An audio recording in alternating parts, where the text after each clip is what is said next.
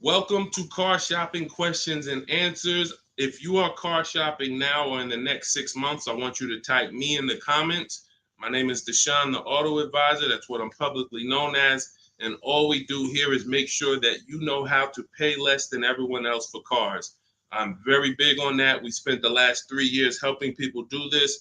And I spent 14 years in the car business before I started this. So I want you to start typing your questions. It's very important that when you're on this broadcast, you are locked in.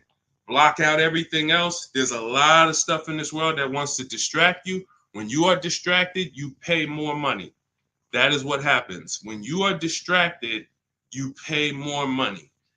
The people who get the savings, the people who know how to pay hundreds, thousands less than everyone else are locked in. So if you're locked in, I want you to type the lock emoji, or I want you to just type locked in, and we're going to get the show on the road. This entire broadcast is brought to you and sponsored by my new digital book. It's called Cars from Home, 7 Steps to Saving Time, Money, and Avoiding Dealerships. You can get a copy in your inbox immediately for 75% off for the next 30 minutes. When you visit the site, in my TikTok bio or in my Instagram bio, you'll see a button to activate the 75% off. You won't pay the $97. In YouTube, you guys will see a comment posted for you guys. I have a link pinned for you. And if you're on Facebook, if you're watching, I have a link for you floating. You can click that and that'll activate your 75%. But it's only for 30 minutes and you'll have the entire blueprint of everything we're going to discuss today. So while you guys are typing your questions, start typing your questions. Start typing your questions. I want to talk to you about the process. Thank you, Kelly. Good to see you. The process that we use to get below market leases, new cars, and used cars. Now, I know that might sound foreign to you. The idea of having a car shopping process may sound foreign because you may be used to winging it. Oh, I just feel my way around it. I hope I do okay. That is not a recipe for success, and you're not going to accidentally get a below market price. It's just not going to happen. You don't accidentally pay less than everyone else. You don't do that by winging it. And what I want to show you is how you can do this without being a good negotiator.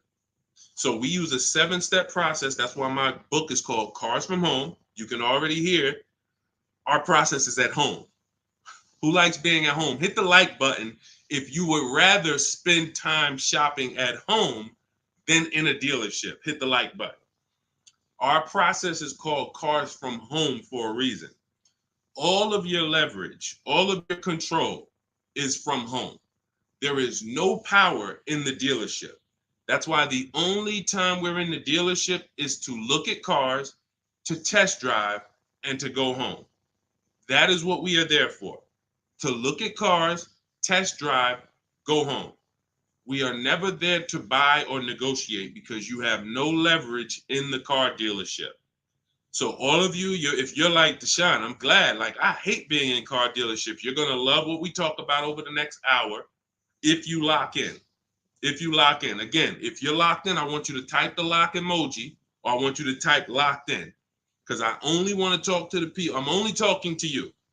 There's tons of people that's going to come through this broadcast. They know they're buying cars this week, this month, next month. They just going to wing their way through it, and they can't lock in. And I pray that we can get them to lock in so that they can see. Because listen, watch this. What y'all going to see me sharing throughout this whole show is really the people who've been locked in before you guys. Look, people like Adina. She just graduated, got her 2024 Hyundai Elantra. She decided the lease was the best way to go for her. She's paying $365 a month, no money out of pocket. $365 a month. I know people right now. In fact, this reminds me when I was young, when I had my first, I got a Pontiac G6 lease. It was $256 a month. A friend of mine bought a car just like this, a Toyota Corolla. They were paying $500 a month. So you talk about 365, 500 and change. These are major. And now to buy a Toyota Corolla would probably be more like close to the $600 a month to buy a new one. So we're going to talk a lot about our structure here. So let's get into it. Dolan, I see we're getting questions, but let me, as we get the questions, let me, matter of fact, let's go. We'll start with the questions. No, bring it up. Because as quick as people type questions, I'll get to them. So this one's from TikTok. I practice what you preach. lease and get the lowest payment and under warranty, it's great. I'll stay there all day at the dealership until I get my price. See, now that's the only part. I love the first part of what you said. The second part, we don't do. And I'm going to tell you why. You don't know what the bottom is. Every dealership's bottom is different. And what they want you to do is they want you to think, again, if this is your first time on a live with me, I want you to type the number 1. Type the number 1 if this is your first time ever on a live stream with me, with us, first time. You may not be familiar with what we teach here. So let's get this out of the way. I don't spend time in car dealerships, and I teach people not to. I'm going to tell you why. Welcome, Kellyanne. Okay, welcome. You came in giving gifts, and I appreciate you. So check this out. Here's why you never want to be in a car dealership negotiating. You don't know what the bottom is. Every dealership's bottom is different. I know they may have told you every Nissan dealer is the same. It's like the Apple store. So just go to whichever one's closest. That's not true. Every dealership is independently owned and operated. They're an independent franchise and they're competing. That is what dealerships do. So here's the dangerous part. Here's the dangerous part about negotiating with one dealer. So you take somebody who, what do y'all think is a good, let's just say, right? Example. Let's take a car that is $40,000 car. What do you think a good discount would be on that? What do you think a discount where you'd be like, okay, I think that feels right. Let's throw out some numbers. I told you, stay by your keyboard, y'all. Let's go. Let me talk to people that's locked in. You're looking at a $40,000 car. What do you think a good discount is on that? Good discount. Just throw a number out there. Some people don't know. 35, okay. $5,000 off. Okay. We'll get to you, Theo. I see you. Okay. $5,000 off. Okay. Let's go. Kelly Jean, you locked in today. I'm okay. $2,000 off. Okay, Atlanta lawyer. Okay. Now watch this. So somebody said 2,000 off. Somebody said 5,000 off. Watch this. Now Tiffany gets a $40,000 vehicle. Look, MSRP was $44,820. She got $6,538, $30 off. Now let me tell you how she guarantees that's the best deal. Multiple offers. If you're in a dealership where the market price of the vehicle is everyone's charging $5,000 over sticker, $3,000 over sticker, $8,000 over sticker, then maybe a $2,000 discount is the best in the market. But there's no way for you to know that without multiple offers. Like, look at Eddie. Eddie was shopping for a Toyota. He bought it. This was last year. He bought it and he said, look, I went with the perfect purchase route, which is a strategy I teach. 2023 Toyota Camry hybrid with all the bells and whistles. Initial quotes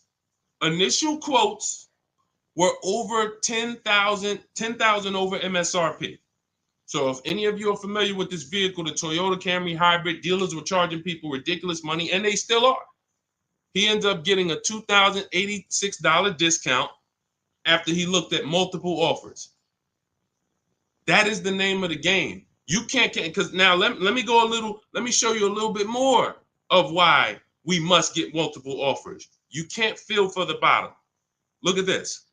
When you look at somebody like Kimberly shop, she gets a matter of fact, oh no, we just had somebody I want to share with y'all because she saved more money than anyone else I've ever seen. Did I bring her deal in here? Did I bring her deal in here? Hold on one second. Yes, I did. So this is Milligan. This was last week. It was a couple days ago. She gets a 2024 Mercedes EQE. It has a $79,000 list price. $79,000 list price. Now, if she would have went in there and said, well, I'm just going to negotiate my way in, and I'm just going to, let's say she got $8,000 off, $10,000 off. Who would feel like that was a good deal? You go in, you're looking at a $79,000 Mercedes. You know, does your gut tell you that's a good deal or you want more? 10,000 off. Let's say 15. 15 off. And is that a good deal? Come on, tap in with me, y'all. Talk to me. Talk to me. I want y'all to know, because we don't do. I want y'all to know that I'm conservative with what I'm about to tell you. But I need you to hammer this point into your head that negotiating with a dealer is a losing battle when you're negotiating in there. So all right. So Jimmy said yes. I see you. Kelly said yes. 15 grand sounds like a good discount. I would feel good about that. Milligan paid $56,000. If you're on YouTube and if you're on Instagram, you can see it on the screen. She sent me her paperwork. This is what I do. So this is literally, people send me their deals. People who I work with around the country, whether you have my book, whether you're in my program, people send me their deals all the time. She paid 50. She saved almost $30,000 on this vehicle. Brand new vehicle. So what does that tell you?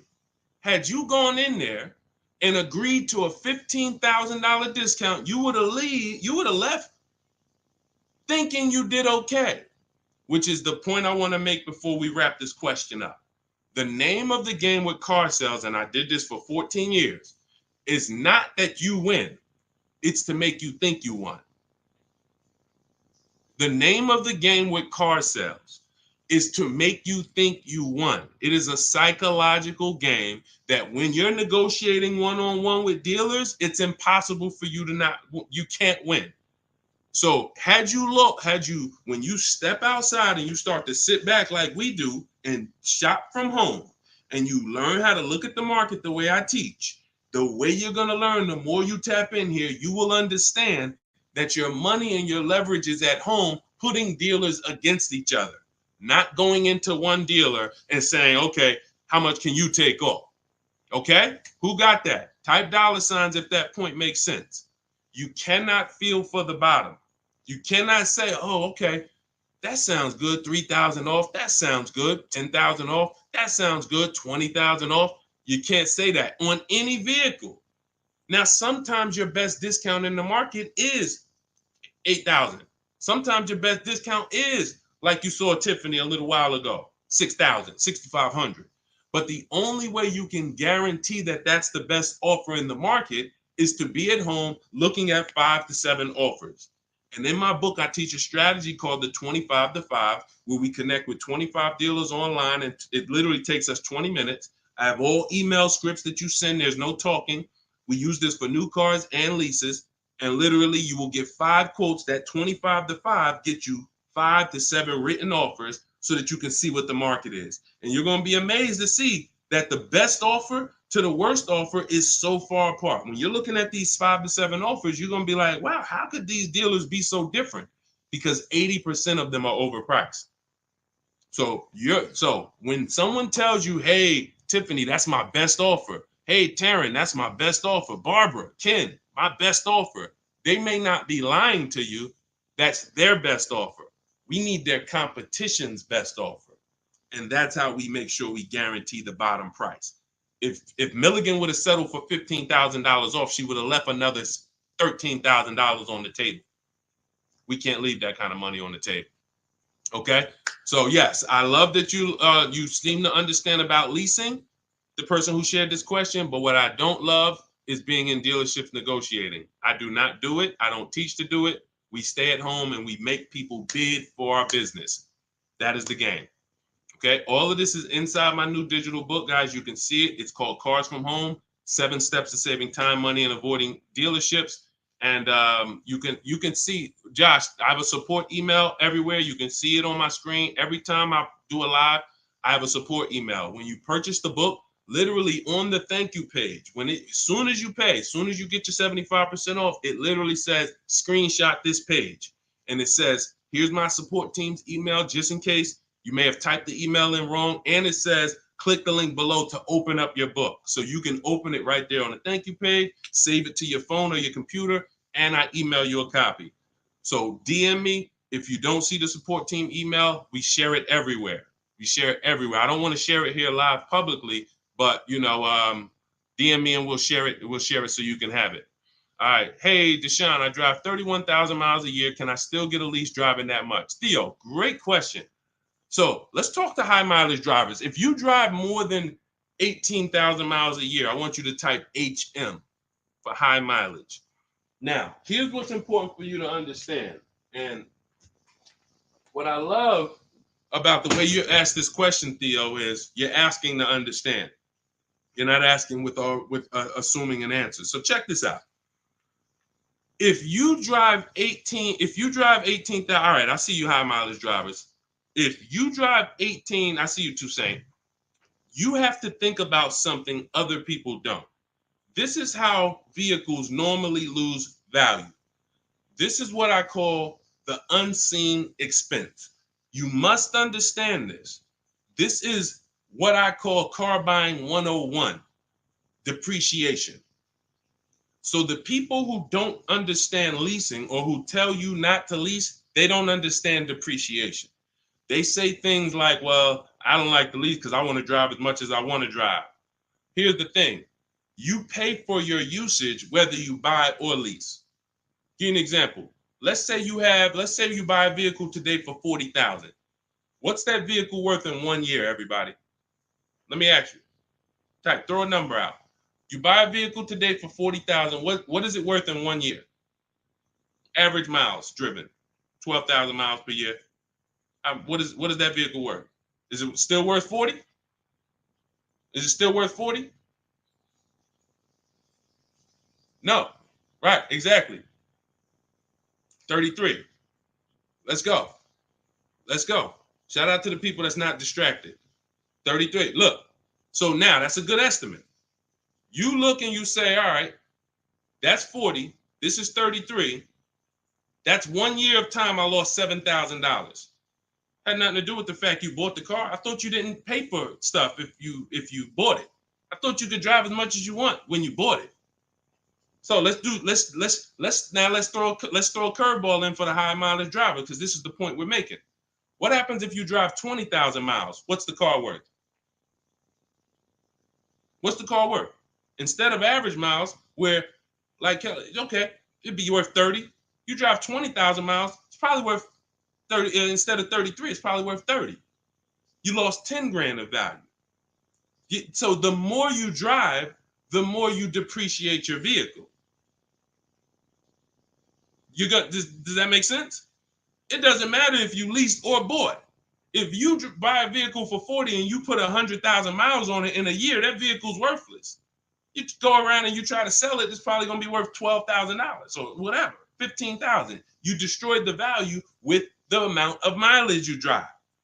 So now once you see that, now you can get that, all right, I'm not off the hook just because I paid for my car and I didn't lease it.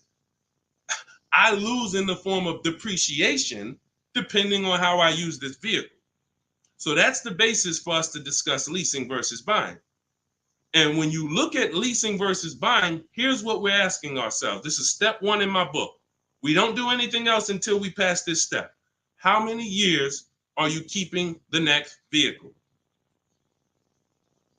How many years are you keeping your next vehicle? Type into the chat. Those of you who are shopping, I want you to answer this. How many years are you keeping your next vehicle that you're going to be shopping for? 8 or more, or less than 8? This is called the 8-year rule. See, I get a lot of people, and I see a lot of you ask, hey, I'm looking at a Porsche Macan. Should I lease or buy? I'm looking at a Rolls Royce. Should I lease or buy? I'm looking at a Honda Civic. Lease or buy? It's the same answer. How many years are you keeping the vehicle? Because here's what you need to realize. You're going to lose the most value in 5 to 7 years. But after 5 to 7 years, after 7 years, the depreciation cools off and you start losing little value. Who has a vehicle outside they've had for more than 10 years? Type me. You got a vehicle in your driveway right now. You've had it for more than 10 years. I want you to type me in the comments. And we don't get many people nowadays. People are not keeping vehicles that long anymore. Okay, I see. Kelly Jean has one. Tiny Boy, I see you. All right, Naturally Dope. Okay. If you got a vehicle right now in your driveway, you've had it for more than 10 years, type me. Okay, I see you, just be you. All right. All right. These are called long-term. Look, been 18 years next month, naturally dope. Now, here's what's beautiful about them. Their depreciation is like this. What does that mean? Whatever their vehicle is worth today is probably going to be worth the same thing next year. I see you, E. Valentine. That means you beat depreciation. See, there's only two ways to beat it. Long-term ownership like them, or with a below market lease. You cannot buy a vehicle, have it lose value for 5 to 7 years, turn around and replace it and think you won.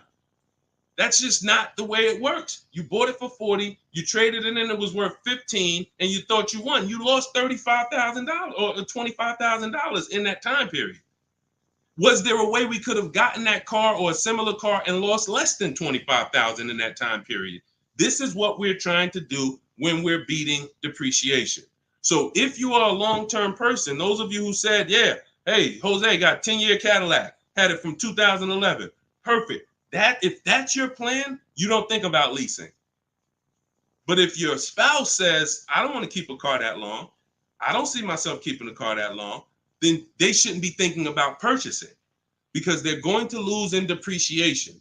So now when you look at what a lease is you have an opportunity to overpay. There's 3 types of leases: market value, above market value, below market value. If you pay market value or above market value, you lost. You lost. Market value or below market value, you lost.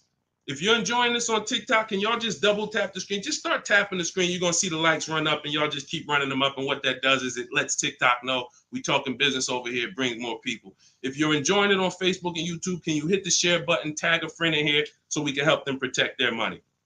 This is about below market lease deals because you've seen commercials that say, hey, you can lease this vehicle for this, $5,000 down plus tax. Those are above market lease values or market value. When you see lease deals that look like this, and this is why I show you people who came before you. Danielle, $44,000 Audi, 2024, no money down, $550 a month. No money down, $44,000 Audi. You guys know, some of you know, every $5,000 on a loan is about $100 per month. So to buy that $44,000 Audi with no money down, we always shop our deals with no money down. And once you embrace what I'm telling you, you'll be shopping with no money down only.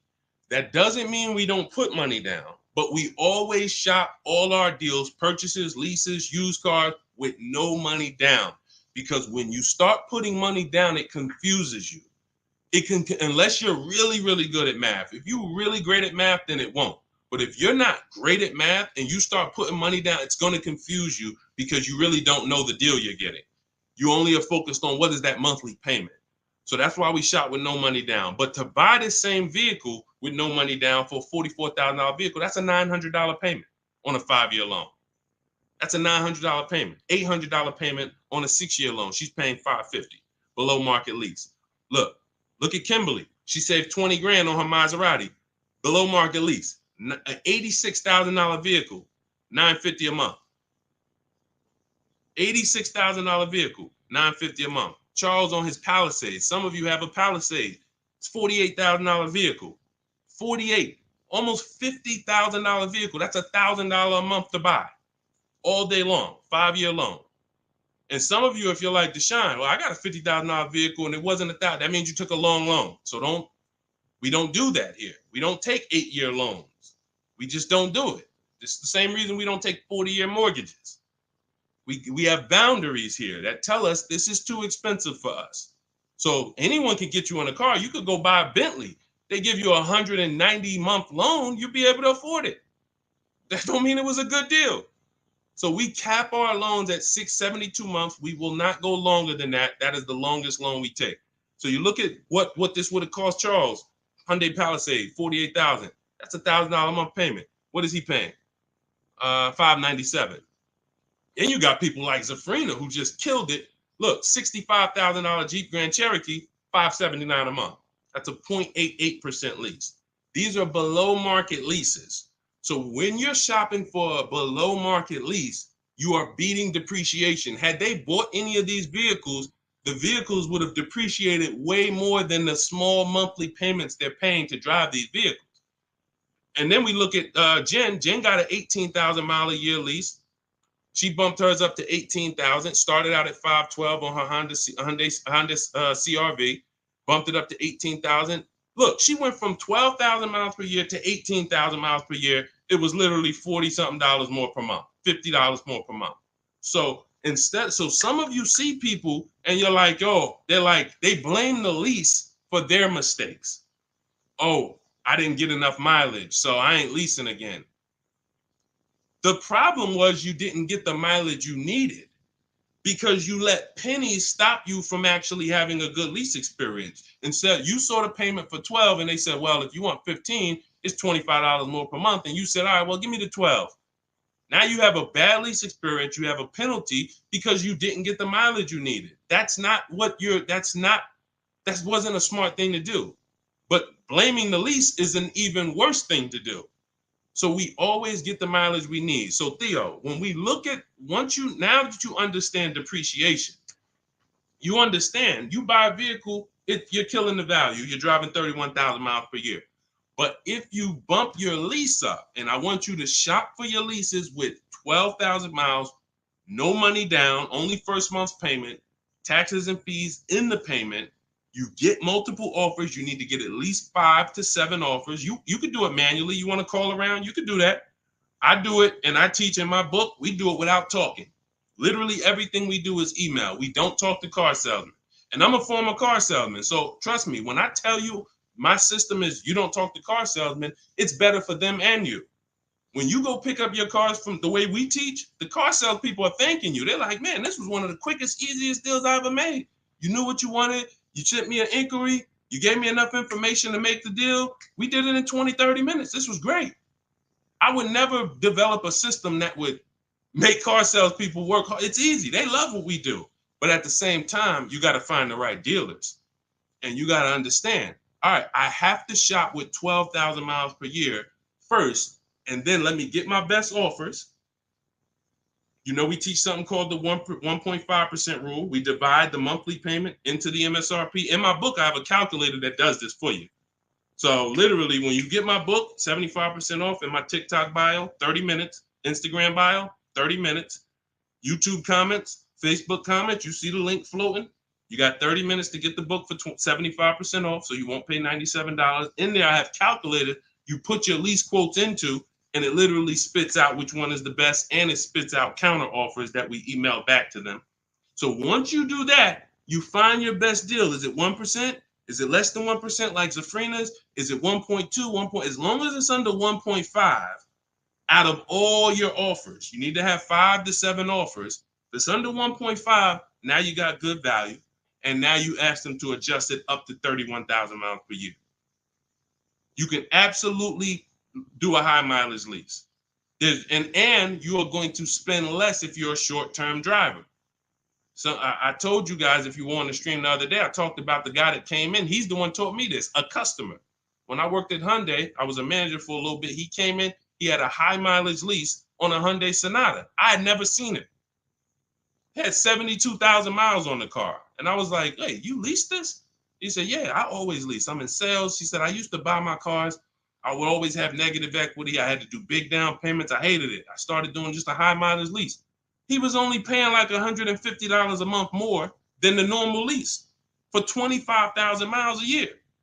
So instead of coming in with $10,000 or $12,000 of negative equity because he put so many miles on the car, he pays $150 more, drives as much as he wants to drive, comes back every 3 years, gets a new vehicle. He's not tying up money in these vehicles. Now, for those of you who are going to be long-term, like the people who we just shouted out about 8, 9, 10 minutes ago, that is the deal. You do not lease. You're going to buy, keep that vehicle until the wheels fall off. That's the win. But if you're not keeping your vehicles 8 years, you're overspending by thousands of dollars not leasing. And we prove that over and over and over and over here. I want you to get from being stuck in the middle, either get to the lease side or get to the long-term owner side. Get out of the middle. That's where the depreciation hits are. That's where you lose in resale. That's where you overspend by thousands, and I need you out of there. Okay, that's a great question, Theo. Great question. Go ahead, Dolan. Let's shoot the next one in. Keep typing your questions, y'all. Could y'all keep tapping the screen on TikTok and keep running the likes up? Every time you hear something you like, either hit the like button or the share button. If you're like, man, you know what? Because at the end of the day, look, it's only a couple people that help us move this mission forward. I appreciate it. There's a couple. I love the people who tap in, but I really appreciate the people who share, tell their friends. I see you. Okay? I see you, and I appreciate it. Let's go.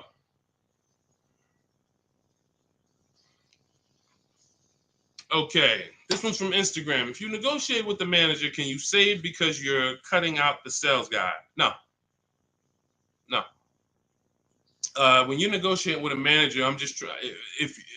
If I didn't have my way of doing it totally online by email, then I would be calling sales managers, and I'd only be dealing with sales managers.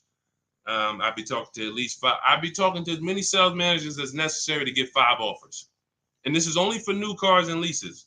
The process for used cars is entirely different. We haven't had a question about that yet, so I'm not going to go into detail with it. But the process for shopping for used cars is totally different because that's based on marketplaces. But when we are talking and we're shopping for new cars and leases, we're only dealing with, I would only deal with managers if I wasn't doing it by email. But yeah, that's not going to help you save. What's going to help you save is getting multiple offers and seeing who's the best offer. Seeing which the first thing we want to decide when we look at a car. I was at the gym today and one of my friends showed me, hey, D, man, I'm looking at this car right here. This Lexus dealer had it on their showroom floor. I said it's 100 of them in the country. See, you fall in love with that one, and you seem to think, that's the only car out here like this, and whatever I can negotiate with them is great, man. 100 of those cars are around the country. 100. Maybe 30 of them are within 100 miles of you. My mission and your mission is to find which dealer is going to sell that car for the lowest price. That's the mission. It's very simple. And it's very simple when you're doing it from home. Very simple.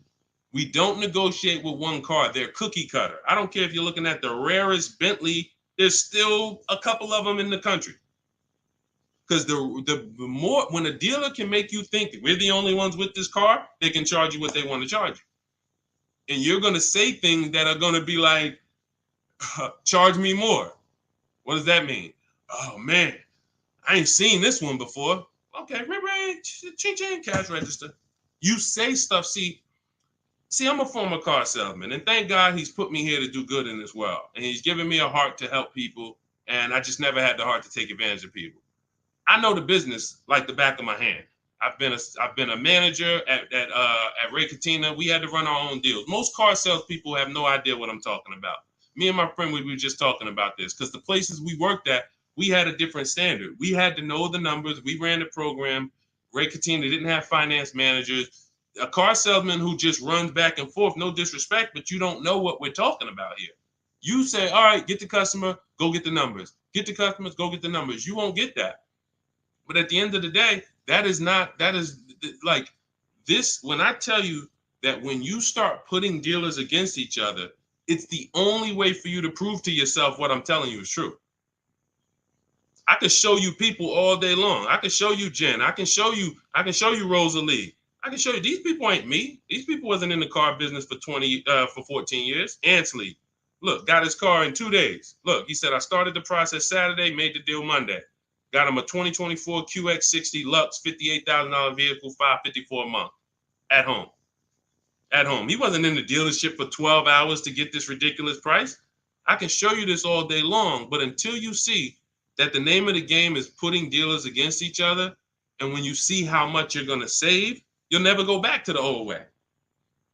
You'll never go back to the old way that you were programmed to shop. You weren't taught to shop that way. You were programmed to shop that way. Nobody taught you to shop like that. It just was like, oh, I guess I'm going to go get a car. Let me go into the dealership. No one told you to do that. It's an indoctrination process. So you got to get the mindset first. Biggest thing. That's why that's why there's a couple things that I do to let you know it's mindset first. Without the mindset, you can't get what we're talking about. Unlearn, relearn. That means you got to unlearn what you were taught. You got to unlearn what you do. If it's not working, unlearn it. You can't relearn it until you dump the old stuff. Cars from home. That's the mindset. That's the mindset. Anytime you're spending more than a couple minutes in a dealership, you got to ask yourself, I'm definitely not doing cars from home. This doesn't feel like cars from home. If you're home more, then you should be feeling like, okay, this is cars from home.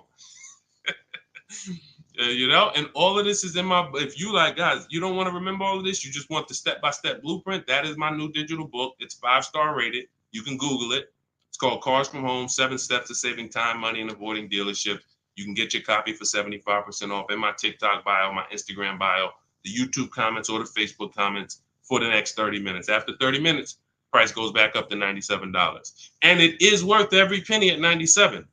People saving $5, $10, $15, $20,000, never spending more than 30 minutes in the dealership. They pay $97 all day. We sold tons of books for $97, but $24 is better. So go ahead, Dolan, shoot the next one up. All right. This one's CPB013. Is the online price the lowest they will go on a used car? All right, so this is a good question. Is the online price the lowest they will go on a used car? If I've narrowed it down and I see a car that is priced lower than everything else on a used car, now we're talking about my multiple marketplace strategy, because this is how we look for used cars. We're looking at all the marketplaces.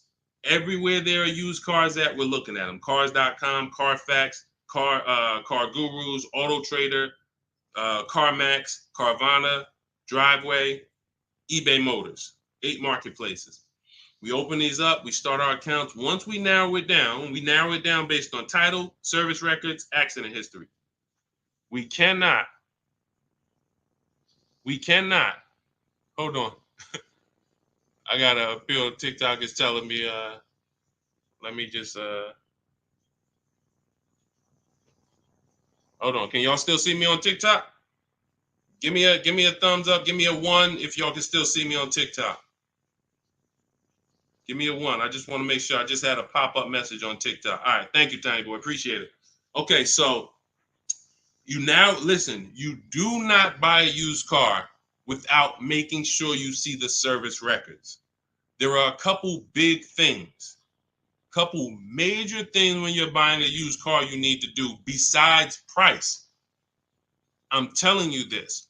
We tend to focus on price. We must get a quality car and a below market price.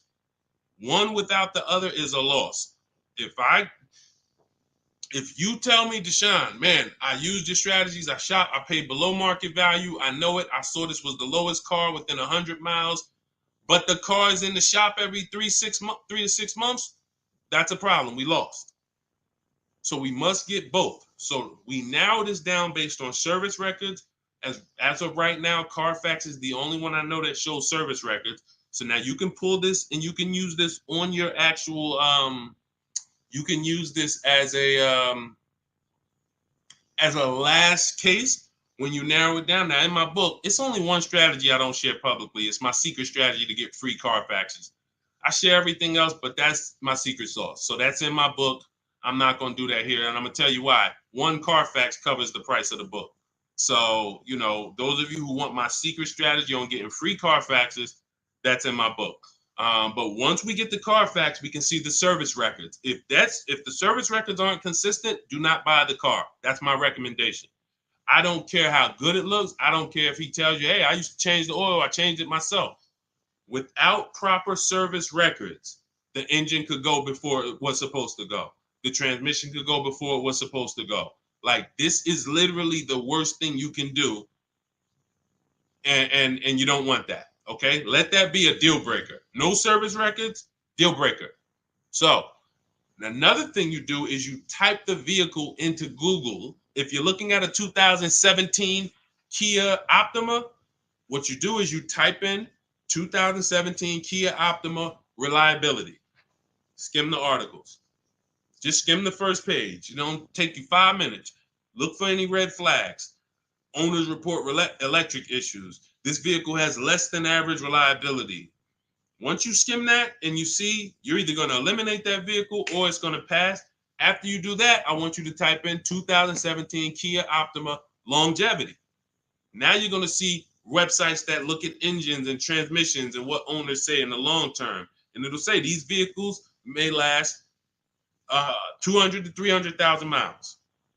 This is how you get quality. Again, you cannot get a great price and then not a quality vehicle. It's a loss. We got tons of people, you may have had that issue. You felt like you were doing good, and then all of a sudden your car's having problems. Whatever price you paid for it doesn't matter. The car's having problems. So this is how we prevent that to the best of our ability. So you type in longevity, you may see owners report transmission issues at 80, 90,000 miles. If you're looking at a vehicle with 70,000 miles, isn't that important? Type dollar sign if you understand. If you're looking at a used car and it has 60,000 miles, you do that quick search I just said, and it says owners report transmission issues at 80, 90,000 miles. Wouldn't you want to know that? Quick search. This is 10 minutes to say this is free. Free things that take no time, that save you thousands of dollars and headaches and money and all of this. So now, once that's happening, we look at the prices. Now we look and say, all right, is this the lowest price on the market? All right. Are they going to charge any fees? This is what we need to know, CPB. Because some people will put a price online. Who's experienced that? Who's had a dealer that they saw a price online, they went in, and then it was a different price? Type me if you've had that happen to you. You saw a price online, you said, okay, price looks good. You go in, all of a sudden it's okay, but this and this, and then we got this, and then we got this, and next thing you know, you're $8,000 more than the price online. Happens all the time. How do we prevent that? We call before we go. We must verify fees before we go. So when I look at a price online, CPB, you got to understand something. There's two types of dealers.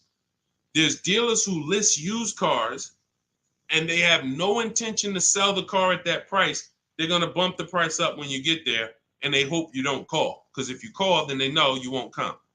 And in my book, I teach you how to call. We don't waste our time. We don't let anyone waste our time.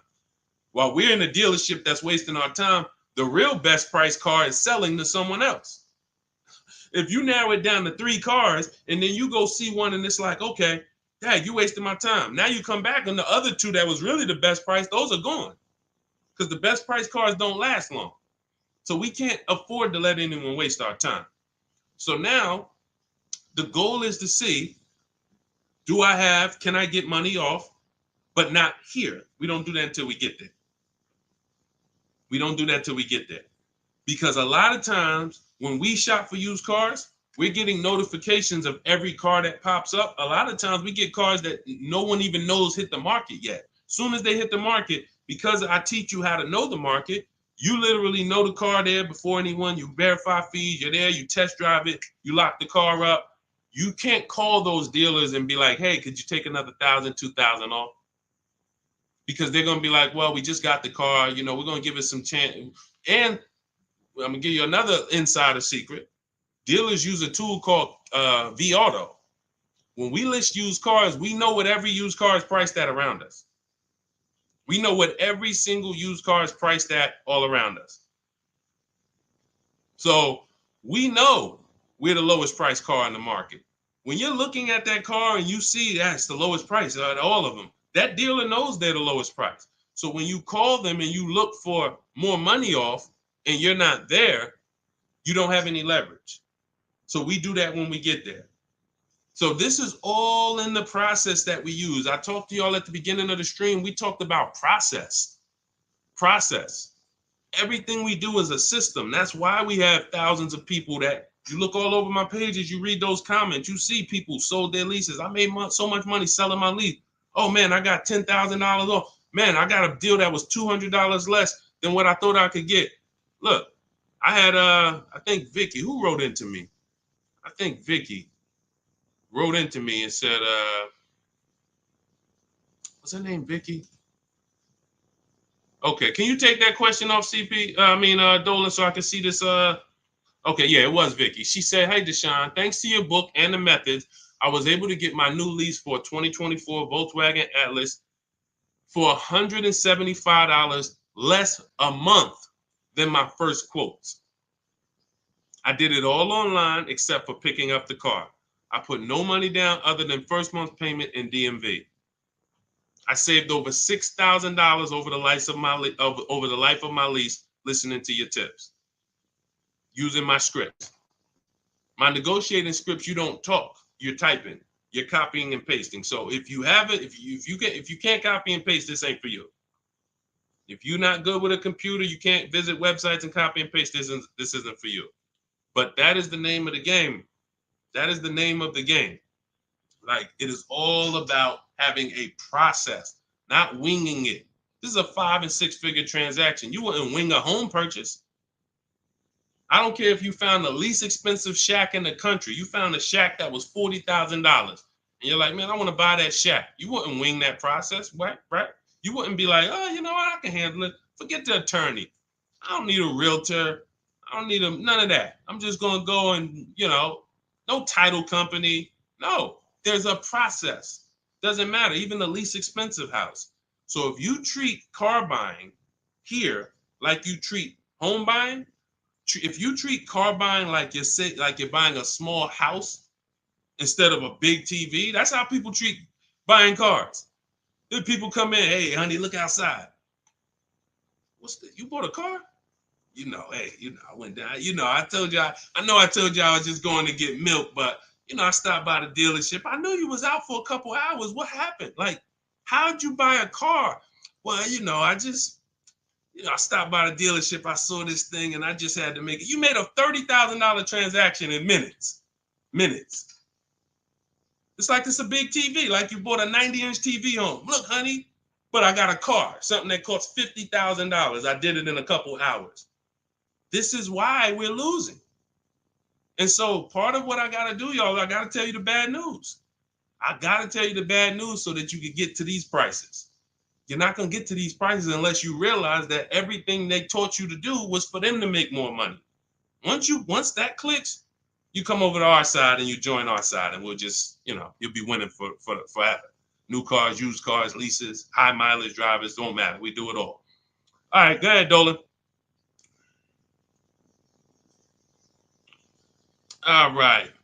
I'm in 3/6 years in my finance car. Okay, it looks like you're about halfway in, and would do anything to pay less than $660 a month. How do you feel about refinancing?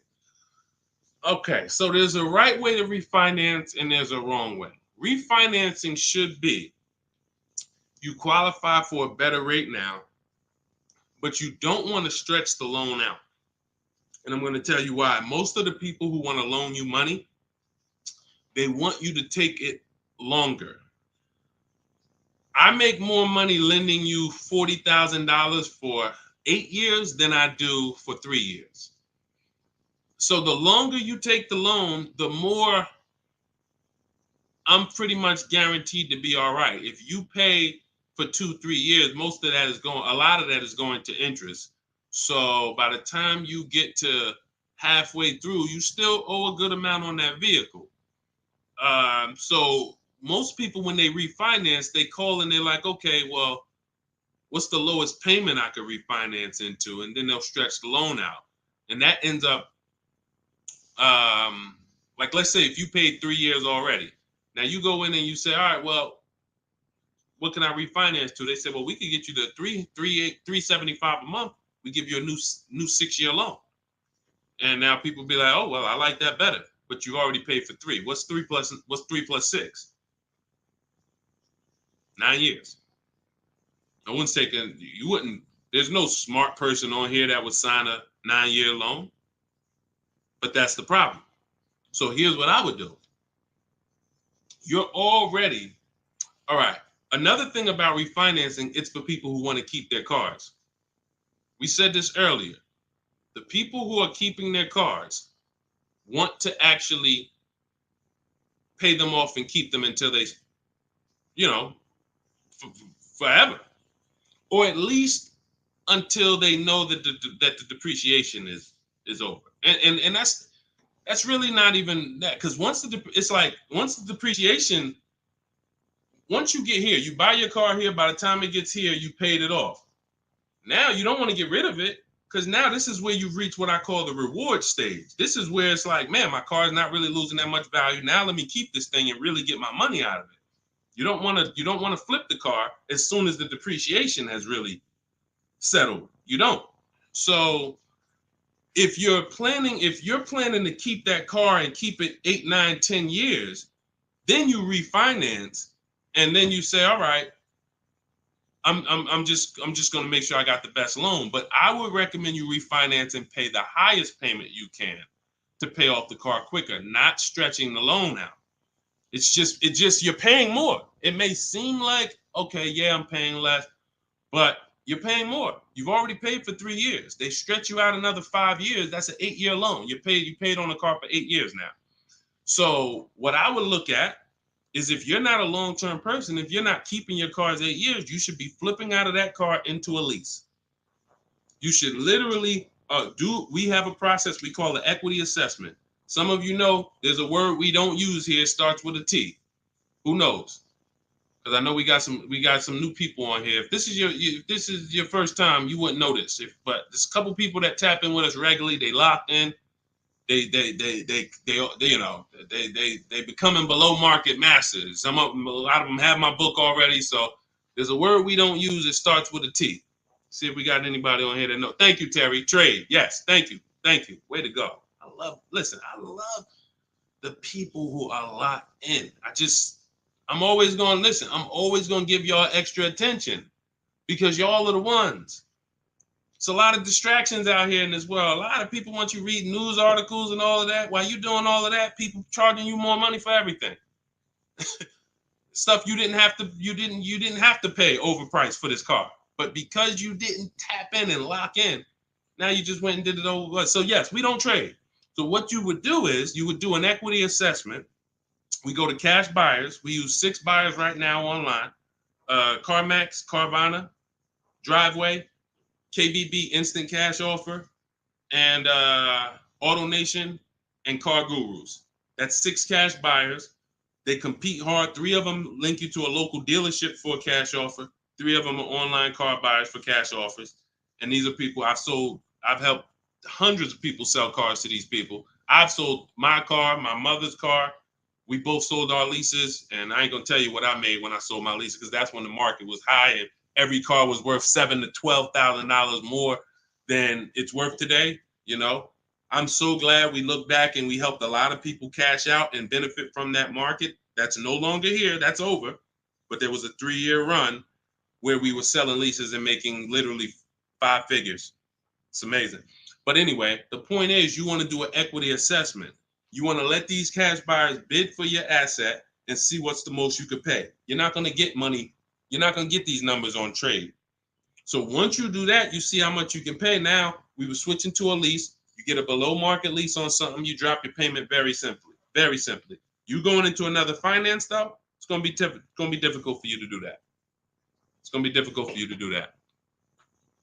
Let me see the woman I had who went. She just did this. She literally just did what I just laid out for you. And let's see, what was her name? Melissa. Was it Melissa? Yep. So Melissa said, you see this a couple days ago, she said, I took possession of a 2025 Honda Pilot EXL. She realized, you know, she wasn't a long-term person. She's not keeping her cars 8 years. She's losing on depreciation. Once she learned that, she said, Deshone, I'm following the strategies. I'm flipping into a lease and I'm going into, leasing like a boss. She ends up leasing. She now gets her equity assessment done. She finds out she has $12,000 of equity in her old car. $12,000 of equity in her old car. Now, after she does her equity assessment, she says, all right, let me get my offers for my Honda. Let me see the dealer that's going to sell it to me for the lowest price. If you're on YouTube, if you're on Instagram, you can see this. And I can't share this on the other platforms because it doesn't let me. But if you're on YouTube, you can see Melissa's whole deal that she sent. So she ends up She ends up leasing $597 a month. She got a 15,000 mile a year lease. The Honda was, I believe, close to $50,000. Yep, it was close to $50,000. She has a $12,000 check coming that she's gonna put in her bank account. Now she was used to just flipping that over to the next car. That's how they get you. See, hold on, I got it. That's how they get you. She's used to going into the dealer. What's my old car worth?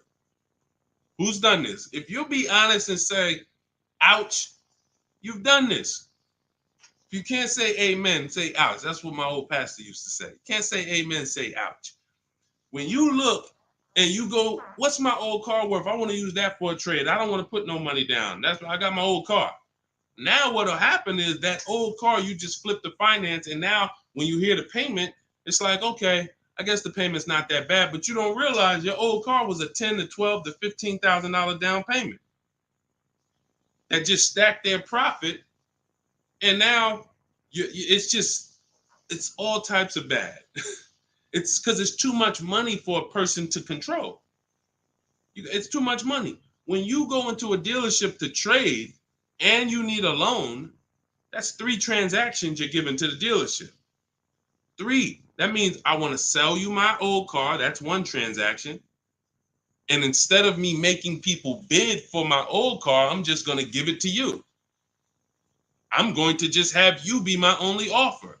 Even though I know, well, you don't know, that's why you're not doing it. Even though there's tons of other companies who want to compete to say, hey, wait, we'll pay more than that. We'll pay more. They're giving you 10 for the trade. We'll give you 13. We'll give you 12. Like, you don't know these people exist. So you're now giving that to the dealer. Now you say, and I need a loan. You don't realize there's banks and credit unions that want to compete all around you. Hey, we could do a better rate than that. We could do a better rate than that.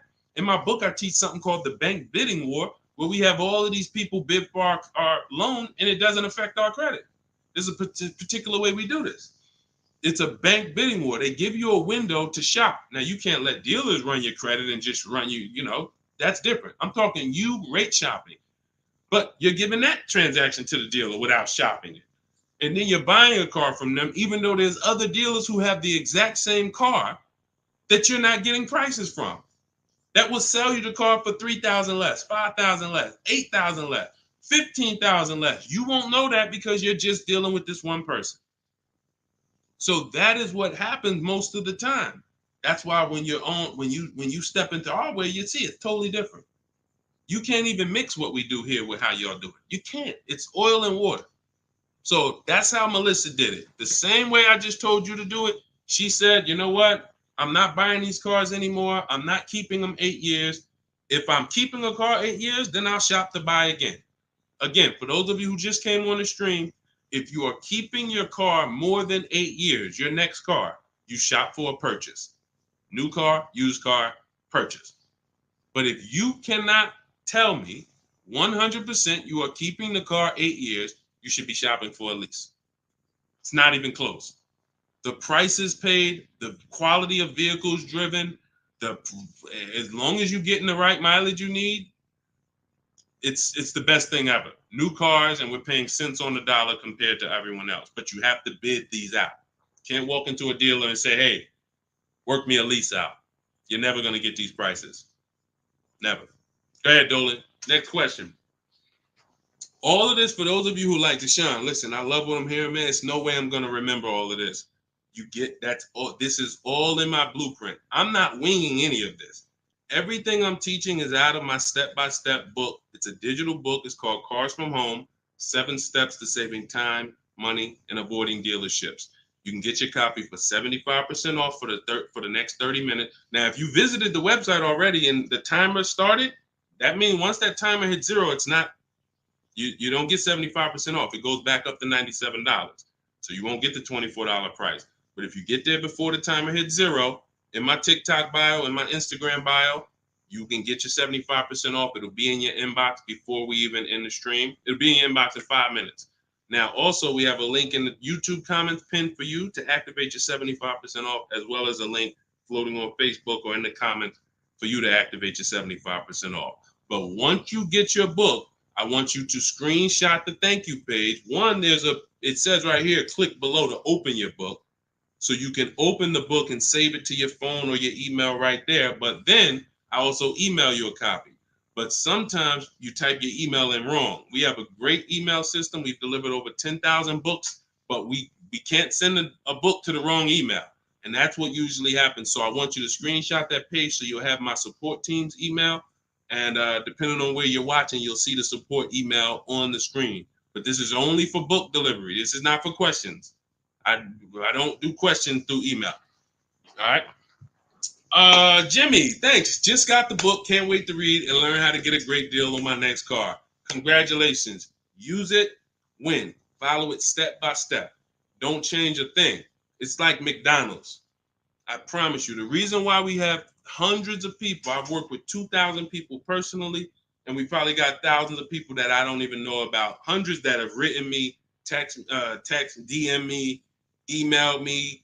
But I know we have thousands of people who've used our strategies to get below market prices and enjoy the car shopping process. Like, enjoy. How about that? How about, yeah, great to pay below market prices, great to save thousands of dollars. How about enjoying something, enjoying a process of something that you're about to spend 5 or 6 figures on? Not like, oh, just get me out of here. I've had people who I've seen them. I see them at the dealership when I was in there. They can't wait to get it over with. Oh, I hate this. It's a shame. It's a shame. We enjoy car shopping. When you're in control, when you're making people bid for your business, when you see companies, banks, dealerships fighting in your inbox, hey, look at my offer. Look, hey, anything we can do? When you feel like that, you see you are the prize. You see, you're the prize. Your business is the prize. The way we shop, we're the prize. The way you've been taught to shop, you're begging. You're just begging. Come on, can you take off another 1,000? Come on, you really gonna lose a deal over, $20 a month? Come on, I know you can do better than that. You're begging. Mm-mm. Mm-mm. Yeah, congratulations, Jimmy. Keep me posted and make sure you email me your deal when you get it. I can't wait to see it. Go ahead, Dolan. Got a time for a couple more. All right, let's get through as many as we can. Let's go. Just be you. What's average credit score you need for a good lease with no down payment? I would say I like to see people around 670, 660. Depends on the vehicle you're shopping for. Now, there's some vehicles that won't let you be their first lease. If you've never had a car loan, you need to have a car loan. Mercedes was big on that. They wanted you to have a car loan or lease prior to them. But usually a 680 could get you approved tier 1 for most vehicles that I've seen. Now, it's not all about credit score. It is. I have something in my book I call, it's called, leasing and credit. And what I tell you is it's about profile. It's more about profile than just score. Profile is like nothing gets you approved for a lease like a paid car. If you paid on time for a car you have now, even with a 640 score, if they look at you and see, wait, well, she's never missed a payment on her car in the last 5 years. There's a good chance you're going to get approved because that weighs heavy, But if you don't have a car or a paid off car, then you want to have a higher score, 680, 690, 680 I usually see. And again, it depends on the vehicle, but most vehicles that I've seen with a 680, solid profile, good income, you don't have to make a lot, they need to see that you can afford the vehicle. That's just fine. Yeah, that's just fine. And look, if you're not ready to get a lease yet, then you should be setting yourself up to get a lease. You should be setting yourself up. No, thank you, baby. You should be setting yourself up to get a lease. What does that mean? If you don't have the credit to lease right now, the last thing you want to do is go get let me tell you what people do. Can't sacrifice. Can't sacrifice. You don't have the credit, but you want to drive the nice vehicle. So you're going to go out and you're going to spend 20, 25, 30 and say, hey, what could you get me to on that? Now you go out and you're paying $800 a month. Now, you're already slightly shaky in your payment history. That's a problem because you're biting off a big payment. You're typically going to overpay for that car, and the interest alone is going to be an overpayment. Not to mention the price of the car you pay. So you're getting charged more for interest, which is normal. But without shopping strategies, now you go and you overpay for the car. So you might overpay for the car, and now you got a 25% interest rate. You're burying yourself. So now you look up and you say, okay, next car, am I any closer to leasing? Not if you missed a payment on that. One late payment on that, no, you jacked yourself up. So what I teach people to do is when you don't have the credit, get something very inexpensive. Get something that you can get the least expensive car that you can get a loan on. Get a car that was like a Hyundai Elantra or, Toyota Corolla, something small. That was the smallest car you could get, because the smaller car you get, that means you could get it pre-owned and it won't be that expensive. Like, all right, a Hyundai Elantra is $24,000 brand new. That means I could get, if I wanted to spend 10 grand on one, I should be able to get one that's like 7 years old, 8 years old. It's only 24,000 new. I shouldn't have to, but if I'm looking at a car that was 50,000 brand new and I want to spend 10 grand, then, I'm going to get a 10-year-old one with 100,000 miles. So we want to get the least expensive car, the smallest car, no frills car, just to have a payment history. Build that payment history, $250 a month, pay them, work on your credit. Now in 18 months, you go and you flip to a lease. 18 months, 2 years, you go and pull up in a brand new car. The people going to look and say, oh, man, I ain't realized, man, I saw you pull up in that old thing, and I was like, man, what's she doing driving that? But you ain't know, this is a plan. This is a strategy. I'm not going to go and bite off a expensive car. What I need to, I need the nicest car, knowing that my credit isn't there yet. I'm going to sacrifice now for 2 years, get a car with a low payment, make sure it's reliable. I call this a smart car. It stands for saving money at the right time. And then in 2 years, I'm flipping into a brand new lease because I worked my plan. But that's a plan. How many people I saw with bad credit driving Dodge Chargers? I look at what they paying and it's like, yo, dog, this is a horrible deal. Why'd you do this? You couldn't just sacrifice. You already make the money. You could have bought a less expensive car, fixed your credit, and in 2 years you've been driving a new Dodge Charger with, leasing it. Like these are the things that I tell people with bad credit, because it's a real financial, you need a plan. You need a plan. So good question though, just be you. All right, go ahead, Dolan. Send one more in. Let's go. Everybody getting value. If you're getting value out of the stream, type dollar signs. Type dollar signs. This is what we do over here. I see y'all running the likes up on TikTok. Shout out to everybody tapping the screen. Appreciate y'all. Queen Daphne, I was leasing for 20 years and I bought this last car. I have 76,000 miles on it in 4 years. Now I want to get a new one. See, you're a lease person. So you shouldn't, you're a lease person. You should be leasing, getting yourself, if you have in 4 years, 76,000 miles, that's about, it's probably about 18,000 miles a year. Look, here's the thing. Look at Jen. If you didn't see Queen Daphne, I shared Jen's deal earlier. Look at Jen. She got the exact lease you need. Look, finalized my deal this evening. Honda CRV hybrid, very popular vehicle. 39,155, 512 a month at 12K. We always shop 12K with no money down.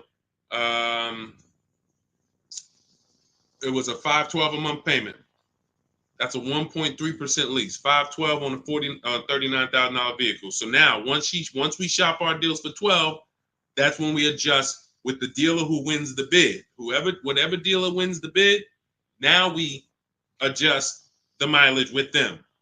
We customize it with them. So she said, okay, she told the dealer she wanted 18,000 miles per year.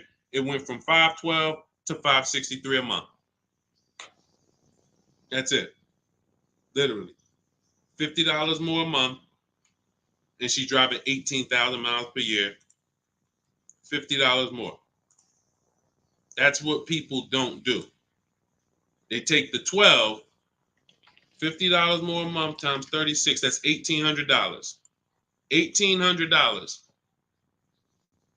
$1,800 over a 3-year period. $50 more per month. She gets what she needs instead of a person who says, well, I really needed 18, but I got 12. So you got 6,000 less miles than you need. Multiply that by 3 years. That's 18,000 miles over you're going to go. At 25 cents per mile, you're going to be charged. 18,000 miles over at 25 cents per mile is $4,500 penalty.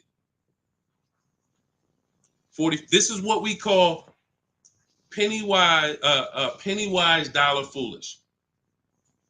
Penny wise, dollar foolish. I'm going to pay $4,500 at the end to avoid paying $1,800 over 3 years.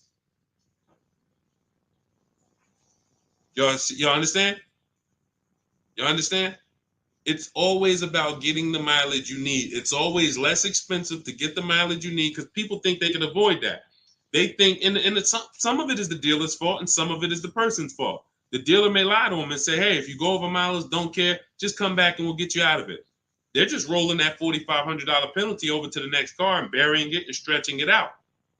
That doesn't go away. You cannot, because you know why the dealer has no control over this? Because the dealer has nothing to do with that. It's the bank's vehicle. The bank is expecting you to bring back the vehicle with the mileage you said. So when you bring it back and it has 18,000 more miles, you owe the bank. The dealership is out of it. The day you buy the vehicle, that paperwork signed, the check gets cut, dealership gets paid, dealership's out of it. They have nothing to do with the car anymore. It's between you and the bank. That's the bank's car. That's why when you drop off a lease, you pay a disposition fee to get the money, to get that car back to the bank where it belongs. The dealer has to transport it to the bank. It's their car. So it's always, we always shop for what we need. And it's a small amount of money. So what you do, Daphne, is you do your equity assessment. We talked about it. If you missed it about 10, 15 minutes ago, you can go and watch the YouTube replay.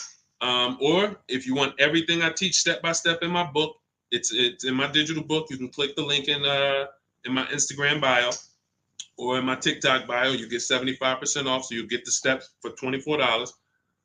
As long as you get there before the 30-minute timer goes to zero. But what you do is you do your equity assessment to find out the most money a company will pay you for your current car. See if you have equity or do you have negative equity. And once you do that, now you move into shopping for your replacement lease. And it's simple. You separate those two transactions and you'll be just fine. And it's very, very simple. But I wouldn't, unless you're keeping your car 8 years, don't do this. And this happens a lot. People who love leasing, enjoy leasing, and then all of a sudden you buy something and it's like, nah, you know what? I really want to get back to leasing. That happens. I did it. And I broke my own rule. And here's the thing. When you break your own rule, y'all see, because I'm about to replace this truck, because I thought I was going to keep it 8 years. This is why you have to know. When I bought this pre-owned Infiniti truck, I got a great price on it. Saved 42% off the original price. That's another thing we do with used car. We must know what the original price was to know if it's a really good deal. We didn't go into detail on that in this show, but that's a big deal. You cannot. How do you know you're getting a good price on a used car if you don't know what it was originally priced? What equipment it was, what packages it had in it, what was the original list price, and what's the asking price? That's how we calculate discount. I call that the true value discount. That's in my book. So, but when I got it, I got a great deal on it. Now, when I look at the money that I paid over 3 years, once I get this new lease, you're going to see that I could have just gotten the lease. I could have just gotten the lease when you compare a used car, great deal on a used car, to a lease, they're about the same money coming out your house over a 6-year period. If you got one vehicle and you kept it for 6 years versus 2 leases, it's going to be about the same money on 2 pre-owned cars. Now, comparing a new purchase to a below market lease, totally different money. thousands more for the new purchase, thousands more. We've already hit on that throughout the stream. But what I'm going to show y'all when I do this is the amount of money that I put into the car over 3 years, over the almost 2 years I've had it. I could have just leased a brand new car for the same amount. So it's not that I overpaid, but what I could have been driving had my structure been right. And again, that's why the 8-year rule is so important. If you can't guarantee you're keeping the vehicle 8 years, you should not buy it. You should be shopping for a lease. That's the name of the game. It's not even a question. We continue to prove that over and over and over again. So anybody, if you just jumped on, you can watch the YouTube replay. You can see all the lease deals that we shared. Again, the message is get from one side, get out of the middle. Get out of the middle. You either want to be on the shopping for below market lease side, or you're a long-term buyer keeping your cars more than 8 years. Everyone who's buying their cars and trading them in, or buying them, paying them off, and then trading them in, you're losing the most money because you're on this depreciation curve. Again, we're just recapping what we covered in the show so far. This is how you're losing value, and then as soon as you get to the bottom where it's starting to cool off, you replace your car and you go do this all over again. So you need to get to one side. You either want to be shopping over here for below market leases, or you're keeping your cars long enough to beat depreciation, like the people we talked about earlier in the show who said they had cars for 12 years, 10 years, 15 years, 18 years. That's the name of the game. You don't want to be leasing and then buying the lease. You're mixing them. You don't want to be buying the cars and then replacing them before they're paid off. You're stuck in the middle. So let's get in the right structure. Again, all of this is out of my new digital book. It's 5-star rated. It's called Cars from Home: 7 Steps to Saving Time, Money, and Avoiding Dealerships. It is the blueprint for below market leases, the blueprint for below market used cars, new cars, high mileage drivers, high mileage leases. Everything you need is in there in a step-by-step fashion, making banks and credit unions bid for your business instead of just going with one bank. Rates are high. Whenever rates are high, you need to be shopping rates. Even when rates are low, you need to be shopping rates. And you're not, this is all money. 2 points on an interest rate literally could be $2,000-$3,000. That's big money. So we need to know this. All of this is in the book, and you can get your copy for 75% off. It is a digital book. So anything that happens new in the industry, I update it. Example, Vroom went out of business. Vroom used to be on our list of people to sell our cars to on the equity assessment, and they were on our list of pre-owned cars. When we would shop for pre-owned cars, Vroom was on our list. Vroom went out of business. I went right into the master file, updated it. Everyone who opens up the book, you never saw Vroom since then. I couldn't do that with a print book. If I had 10,000 copies in print in people's houses, how do we update it when these companies go out of business or when a new website comes into the market? So with a digital book, we do that. You get free updates for now, and that's what we've been doing. So 30 minutes only. Once the timer hits 0, the price is $97. Once you get to, before you, where can you go? TikTok bio, Instagram bio, Facebook link in the comments, or it's floating, YouTube pinned comments. Get there, get your copy for 75% off. And please send me your deals. When you make your deals, send me pictures of the car, send me the details. I can't wait to see it. All right, we'll be back for another stream. Shout out to everybody who checked in. Shout out to everybody that was locked in. God bless y'all.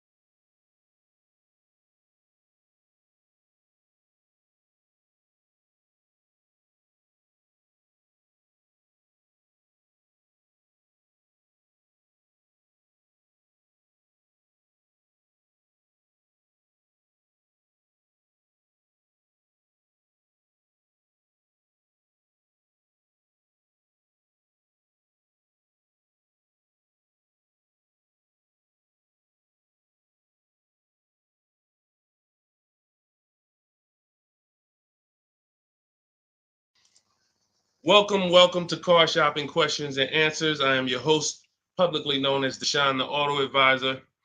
We do these shows throughout the week to make sure that you guys know how to have a process to get below market deals. There's three types of prices you can pay with any car: market value, above market value, below market value. Below market value is reserved for the people who have strategies. It's not for the negotiators. Great negotiators pay market value all the time. They never know it. The only way to guarantee below market deals is to master the art of putting dealers against each other, looking at multiple offers. That is how you guarantee below market deals from home. So everything we're going to be talking about today is something we call the cars from home mindset. You do not need to spend more than 30 minutes in a car dealership to pay below market price. What you need to do is learn how to make dealers compete for your business so that you can stop begging for discounts. So you'll see this in a whole different way. We got a couple questions already that came from TikTok. So we'll get to those. You guys can start typing your questions. We have Dolan in the background. He's moderating and he's going to bring in as many questions as we could get through in the next hour. So we're going to try to go as fast as we can. Let's get the show on the road. Everything you're about to learn is going to be out of my new digital book. It's called Cars from Home, 7 Steps to Saving Time, Money, and Avoiding Dealerships. And as part of our welcome offer, you can get a copy for 75% off. It's normally $97 and it's worth every penny. You can Google it. You can see it's 5-star rated reviews, but I want to make you a special welcome offer to get your copy at 75% off. You can get it in my TikTok bio and my Instagram bio. Just click the link and it'll activate that 75% off. And for those of you watching on Facebook, you'll see a link floating. And for those of you on YouTube, we have a link pinned in the comments for you. So, but that's only for 30 minutes. Once that countdown hits 0, the price does go back up to $97. So even if you miss it, you want to get your copy. It'll be everything we're talking about. Okay, Dolan, let's get going. You can put the first question in. This one's Angie B. How are you? So I just got pre-approved for $30,000 from Nissan. Should I ask about the interest rate and loan? Yes, you should. We don't usually, in fact, we never get pre-approved from a car dealership. Nissan is, I was at the gym earlier and somebody said, hey, I went into my Lexus dealer and, I said, you own a Lexus dealer? He said, well, what do you mean? I said, you said it was your Lexus dealer. You said, I went to my Lexus dealer. I said, that dealer is independently owned and it's for profit. It's not for you. These people are not your friends. He said, no, you're right. He said, they are nice though. I said, well, you make more money when you smile while you're taking someone's money. So there's people who make tons of money, they never smile. But if you smile, you'll make even more money. The point is to understand that someone who has an interest in making money on you should never be your only offer. Never. Because you don't know how much they've built in for themselves. So when you get this pre-approval offer, the best thing for you to do is to, all right, there's some smart people on here that know this. They know this particular part. You separate your car purchase from your loan. You can't mix these two things. I want you to start looking at Angie. I want you to start looking at your car purchase separate from your loan. There's something I call the 3 pillars of great car deals. 3 pillars. And if y'all are on break or something, or you should have a pen taking notes, unless you're gonna watch this replay, because we're gonna cover a lot of stuff in the next hour. 3 pillars of great car deals. You must get a great deal in each pillar to actually get a great deal. First pillar, who I buy my car from. Second pillar, who I get my loan from. Third pillar, who I sell my old car to. Those are 3 independent transactions. So when you give a dealer your old car, because you said I'm going to trade, now you give a dealer your loan. And you also buy a car from that dealer. You've given them 3 transactions. Each of those transactions has big money in it. How do we know each one of those transactions have big money in it? Well, I spent 14 years in the car business, 5 years Mercedes, 5 years General Motors. That's how I know. But how you can know is to look at the fact that there are companies that only want to lend you money to buy cars, and they want to fight for your business. There's banks and credit unions out there. They don't sell cars. They sell money. They sell money. They want to compete. Please give us a chance to earn your business. You're going to start doing that. There's companies out there, Driveway, Carvana, Kelly's Blue Book Instant Cash Offer, AutoNation, CarMax, Car Gurus, 6 offers. There's companies that buy cars. They pay cash.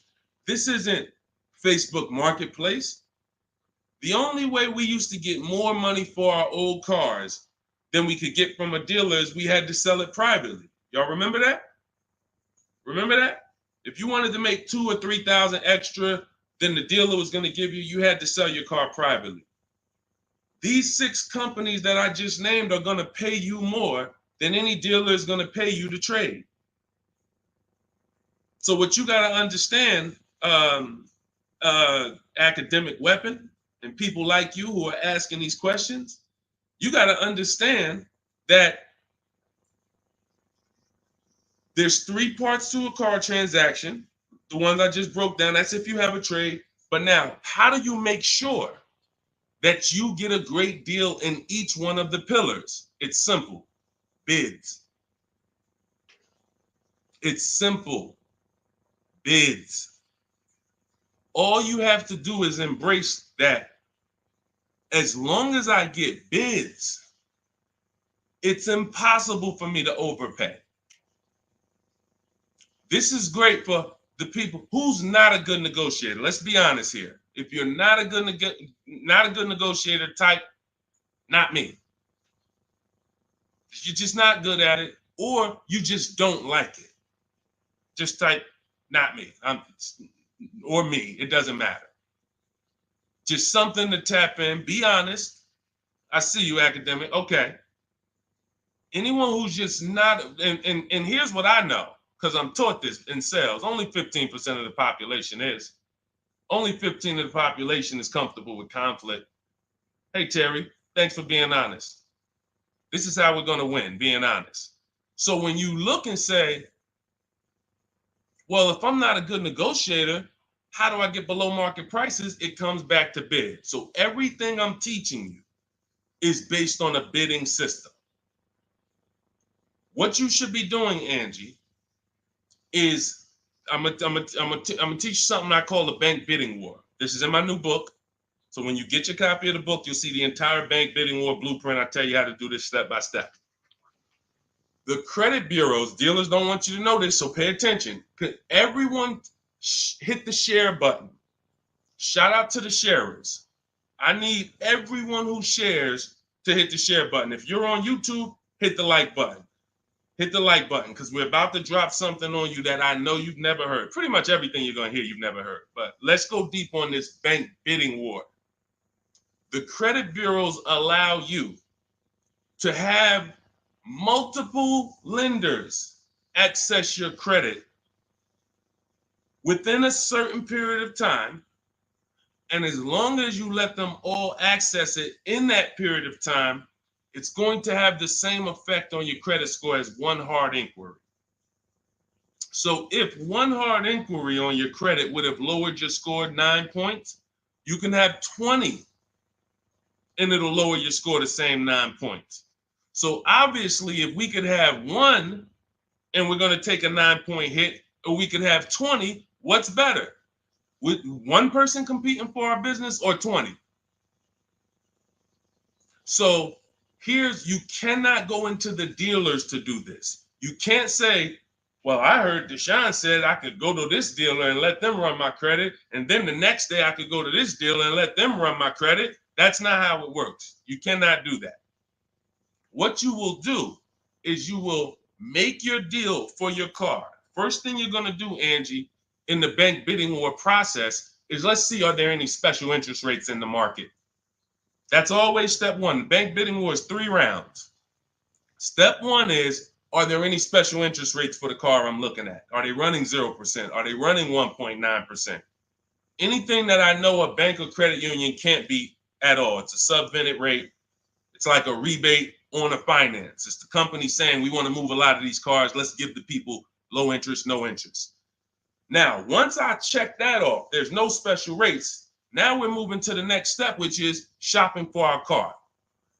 Now, I have a tool in my book called the Perfect Budget Exercise. I created a calculator to do this because most of what you need to do when it comes to getting pre-approved is for budgeting. No different than buying a house. They tell you, hey, you're pre-approved for $400,000 at this interest rate and for a 30-year mortgage. Why do they do that? So you can budget. So the only purpose of a pre-approval is to budget. So the problem with these pre-approvals now is they're doing something where they're trying to get over on you. And they just see anytime the public starts to move in a certain way, here comes the scammers, here comes the wolves. Once the public started talking about pre-approvals, every bit of the conversation went there, but they don't want you to get pre-approved and shop competition. They want you to get pre-approved and locked into them. That is what you want to avoid. Anytime you see anyone trying to lock you into them, one dealer, lock me in. Hey, one dealer sent me this letter. Come get this car from us only. Lock me into them. Hey, you're pre-approved from this bank. Lock me into them. That's how you overpay. Because they don't want you shopping competition to find out that that offer from them is not the best offer. I don't care how good it sounds. It's not the best offer until we've seen 2 or 3 and 4 or 5 other offers. Then we realize, oh, that wasn't a good offer. So when they're doing these restricted pre-approvals, where first of all, they want to ding your credit with a hard pull. We don't like that. Second of all, they want to give you, they don't give you a rate, an interest, they give you a term, but there's an expiration date on it. Who's seen that? Who's seen that? Your pre-approval is only good for 30 days. Now, you done already hit my credit with a hard pull. Now I'm out here shopping, and I'm shopping with my back against the wall, and I have pressure not from the dealer that I'm buying from. I got pressure from the bank that wants to loan me money. Hurry up and find a car. If you don't find a car in 30 days, you got to come back and we got to hit your credit again. So what are you going to do when you're out there shopping and looking and you know your pre-approval expires in 2 days? You mess around and take something that you wouldn't have taken if you didn't have that deadline. So this is not what you want to do. This is not what you want to do. Hold on one second. Hold on. And I asked the people before when we did another stream, I said, hey, do you guys want me to do these quick skim over answers so we could get 20 questions answered in an hour, or do y'all want me to go deep on these subjects? And everybody said go deep on it. We like that. So that's the consensus. We don't do fluff answers here. This is car buying. This isn't, buying a pair of shoes. We go deep on answers. So we stay away from these because those were the games. These are the games these lenders are playing now. They don't want us shopping them. They don't want us shopping their competition. They're making a ton of money on interest, charging 7, 8, 9% interest, 10% interest to people who aren't shopping their competitors. We don't do that. What we're doing is we are going to, once we see that there's no special interest rate, we move into shopping for our vehicle. Now we're getting bids. Once we find the best offer on our vehicle, new car, used car, we lock it up with a deposit. We never take on the spot delivery. Type a $sign if you understand. Type a $sign if you've ever taken on the spot delivery from a car. You went in, signed the paperwork same day, took it home. Type a $sign if you've done that. We don't want to do that anymore. I'm going to tell you why. On a finance, you don't have an opportunity to shop rates. You got to shop rates. From now on, you will be shopping rates. You're going to have 5, 10, 15 lenders compete to see who's going to give me the best rate. Because if I pay 7% on a $30,000 loan, but I could have got 5.29%. That's probably $1,500. That's probably, and we never go back and refinance. We just end up with a higher rate than we could have gotten. We wonder, we hope, hey, dang, I wonder if I got the best rate. This is what's going to eliminate that. So you're going to put the deposit down. Hey, I'll call you tomorrow. I'm going to go shop my lenders. And here's what we do that no one is teaching. We always let the dealer see if they can beat the rate.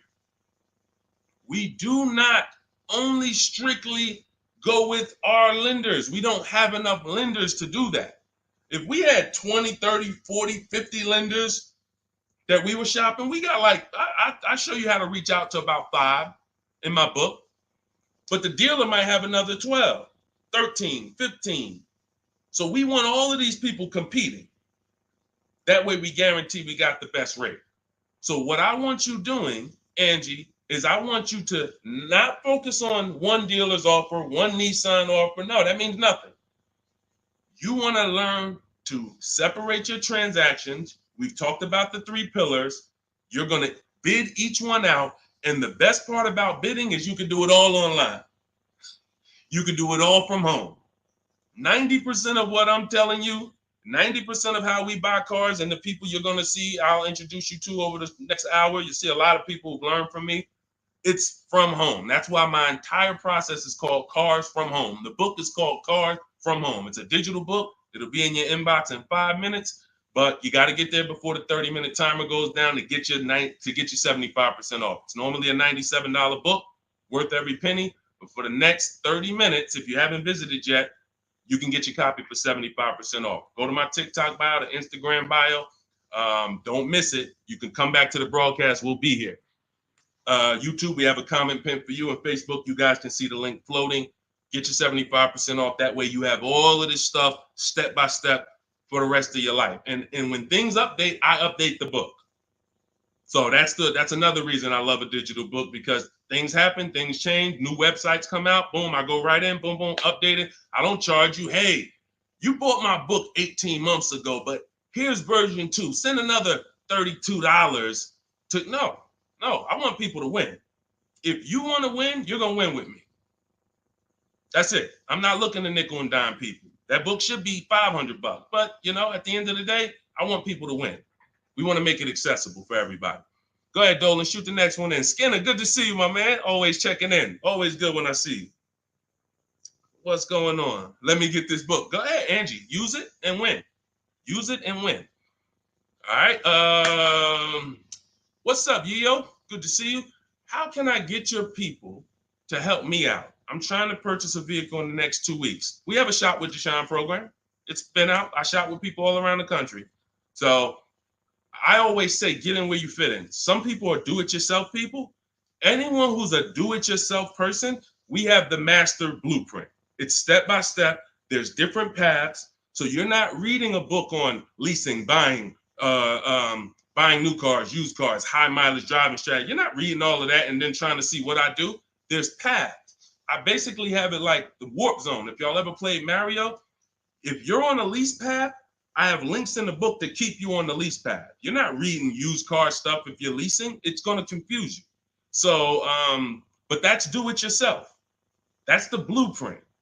Some people are like, okay, I want to do it with you, Deshone. Can we work together? How can? Yeah, we have that too. And we have to. So I put the information out. There's no excuse. There's no excuse for you 2 years from now being on my live and saying, hey, I'm still trying to figure out the car buying process. There's no excuse. You got a 14-year veteran here who nobody in the industry can control me because I don't work for a dealership. So I tell you everything that I do to buy cars below market value, lease cars below market value.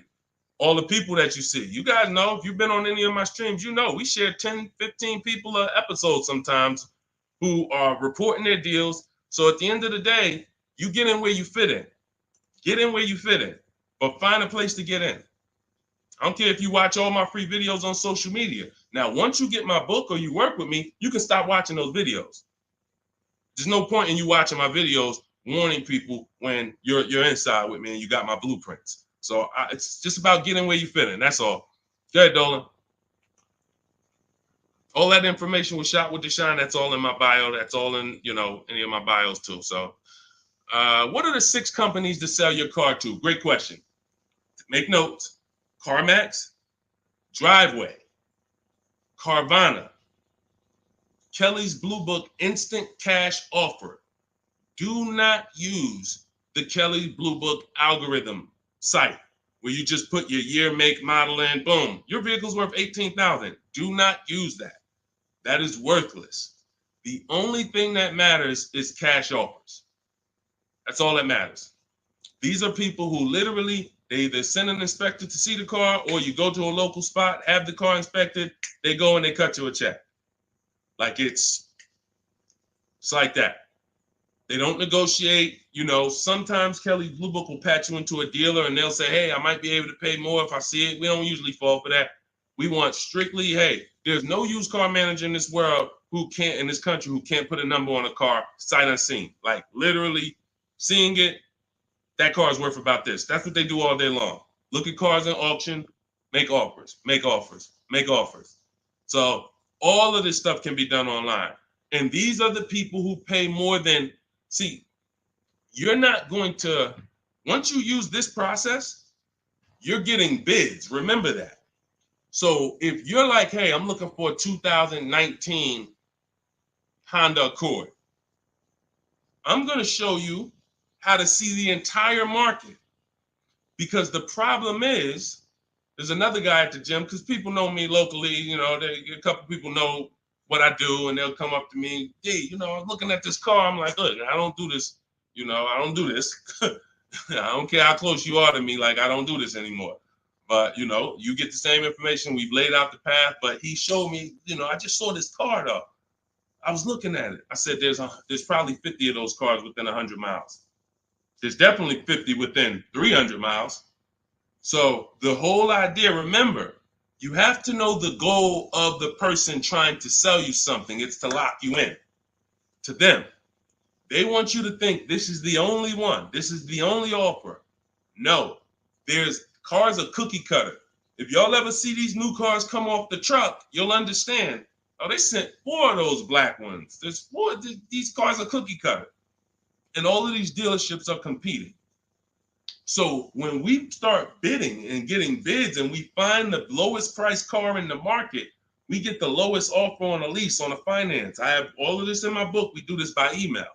With a used car, we go on the marketplaces. We go on, it's like shopping on Amazon or BestBuy.com or Walmart. We're going to all the marketplaces for used cars, and we're just screening it down. We'll talk more about that. If somebody wants to know how we screen down used cars, feel free to ask that question. But the point I'm trying to make is, once you have found the lowest car in the market, that dealer knows they're selling that car at the lowest price in the market.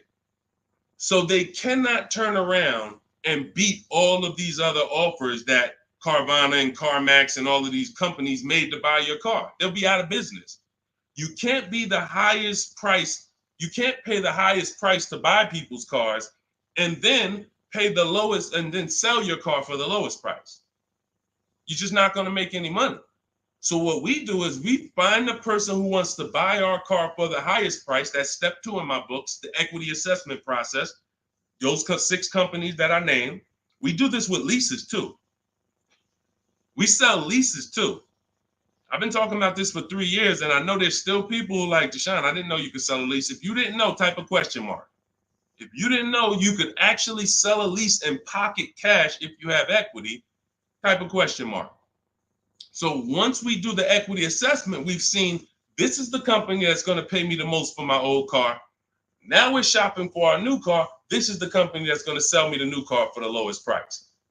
2 pillars. 2 pillars. You see what I'm saying? That's 2 pillars of our car deal. Guaranteed we paid, got the most for our car. Perfect, check. Got the least car, got the lowest car in the market based on bids, based on multiple offers. This is how it's done. And this stuff takes an app. Like, when you guys get good at this, you'll be able to do this in 90 minutes to 2 hours. 90 minutes to 2 hours. I can get any car I want below market value. I'm going to pay less than everyone else. It won't take me more than 90 minutes. You'll get there. In the beginning, 2.5 hours it's going to take you to go through. You're going to be fumbling. You're going to be overthinking. And once you just get to trust in the process, you'll see, okay, this is a 90-minute process. Now, I don't want you rushing your shopping. It's a big point before we go to the next question. Too many of you are rushing your shopping. That's why you're ending up with cars you don't like in 3 months. We don't rush that. We don't let anyone rush us into making a decision on the car we want. Step 4 in my book, in my process, I call it shopping, not buying. You're going to enjoy shopping the way we shop because no one pressures us. We don't let them. We enjoy our shopping process. We're only there to test drive. We take our time to decide what we want. Now, once we decide what we want, it ain't taking us no more than 90 minutes to get it. But the deciding of some of you might spend 3 months deciding what you want, and that's okay. Visiting dealerships, driving multiple cars, perfectly fine. But we don't, the problem is when you turn shopping into buying. That's the problem. You tell your kids, hey, kids, we're going to go out. We're going to look at cars this weekend. Yes, oh, God, Daddy, we're getting a new car. Mom, yes, great. All right, we're going to go look. First, we're going to go to Toyota. Then we're going to go to Honda. Then we're going to see the Chevy. If we had time, we'll test drive a Nissan. And it's going to be a good day. All right, perfect. You come out there, you drive the first car. Next thing you know, Daddy's sitting down, Mommy's sitting down talking to the salesman. That's where this is where you ruined your shopping. You ruined your shopping. What is Daddy doing sitting down? Why are you sitting? Daddy, I thought we was going to Honda next. What happened? 4 cars we were going to drive. Yeah, but they said we got a good deal. It don't take them long. If you let them catch you, it don't take us long to catch you with something. Hey, we have some great deals today. The manager said this morning, we're not going to turn down any good deal. We're so far behind our goals. Anybody who makes us a reasonable offer today, the next thing you know, you're not shopping anymore. You're talking about buying. Y'all see the difference? Type locked in if that makes sense. That's why we had a specific step in our process. It's step 4. It's called shopping, not buying. Shopping is deciding what you want. Buying is coming home, getting multiple offers on what you want. And we don't mix those two. This is how you enjoy the process. This is how you wake up in 6 months and you still love the car because you took enough time to make your decision and you didn't let anyone rush you.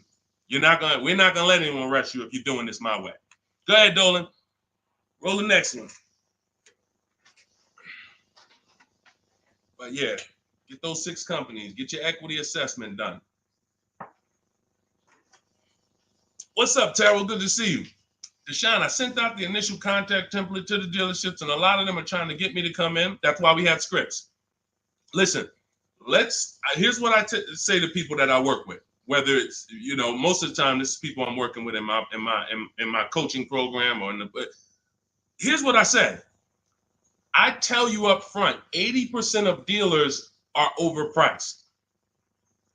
80% of dealers are here to make the process difficult because the more difficult they make the process, the more money they make. It's very simple. When you get my book, I have email scripts that reply to everything. For example, Terrell, when you open up the script for the initial replies, you'll see when they say, hey, when can you come in? We copy and paste. Actually, I'm going to be doing my entire process online. Do you have a car that I'm interested in? Do you have a match? Every script ends with a question. Whenever you are emailing a dealer, it should always end with a question. Somebody said, how much is the book? It's normally $97. If you go to my TikTok bio before the actual 30-minute timer gets to 0, you can get it for 75% off. So it'll be $24. So everyone who's visited that site already, if that timer started, it's going. So once it gets to 0, the price is $97. That's just our welcome offer for our new people. And you have a link in the YouTube comments as well as Facebook floating. You guys can see it. Instagram bio. Go activate your 75% off. It'll be in your inbox in a minute. But that's the whole thing. So let me read the rest of your question to see if it was something different. And a lot of them are trying to get me to come in and talk to them and test drive. What to do next? Resend another template. Well, there you go. No, you don't resend another template. We actually use the scripts. See, the reason why I know everything they're going to say is because those are templates too. When you guys get these emails, who gets the emails from dealerships? Hey, Jane, we love your 2016 Kia Sorento. We have a customer looking for that. My used car manager just said he needs that vehicle. Who's gotten that? Who's gotten those emails? Type me. Type me if you gotten it. Hey, I can get you out of good news. We looked at your 2021 Honda, and turns out we can get you in a new one for around the same price. When can you come in? Or when can we have a conversation? Right? Thank you, Dion Skinner. Okay, look, how do we know? How do I know you all are getting those?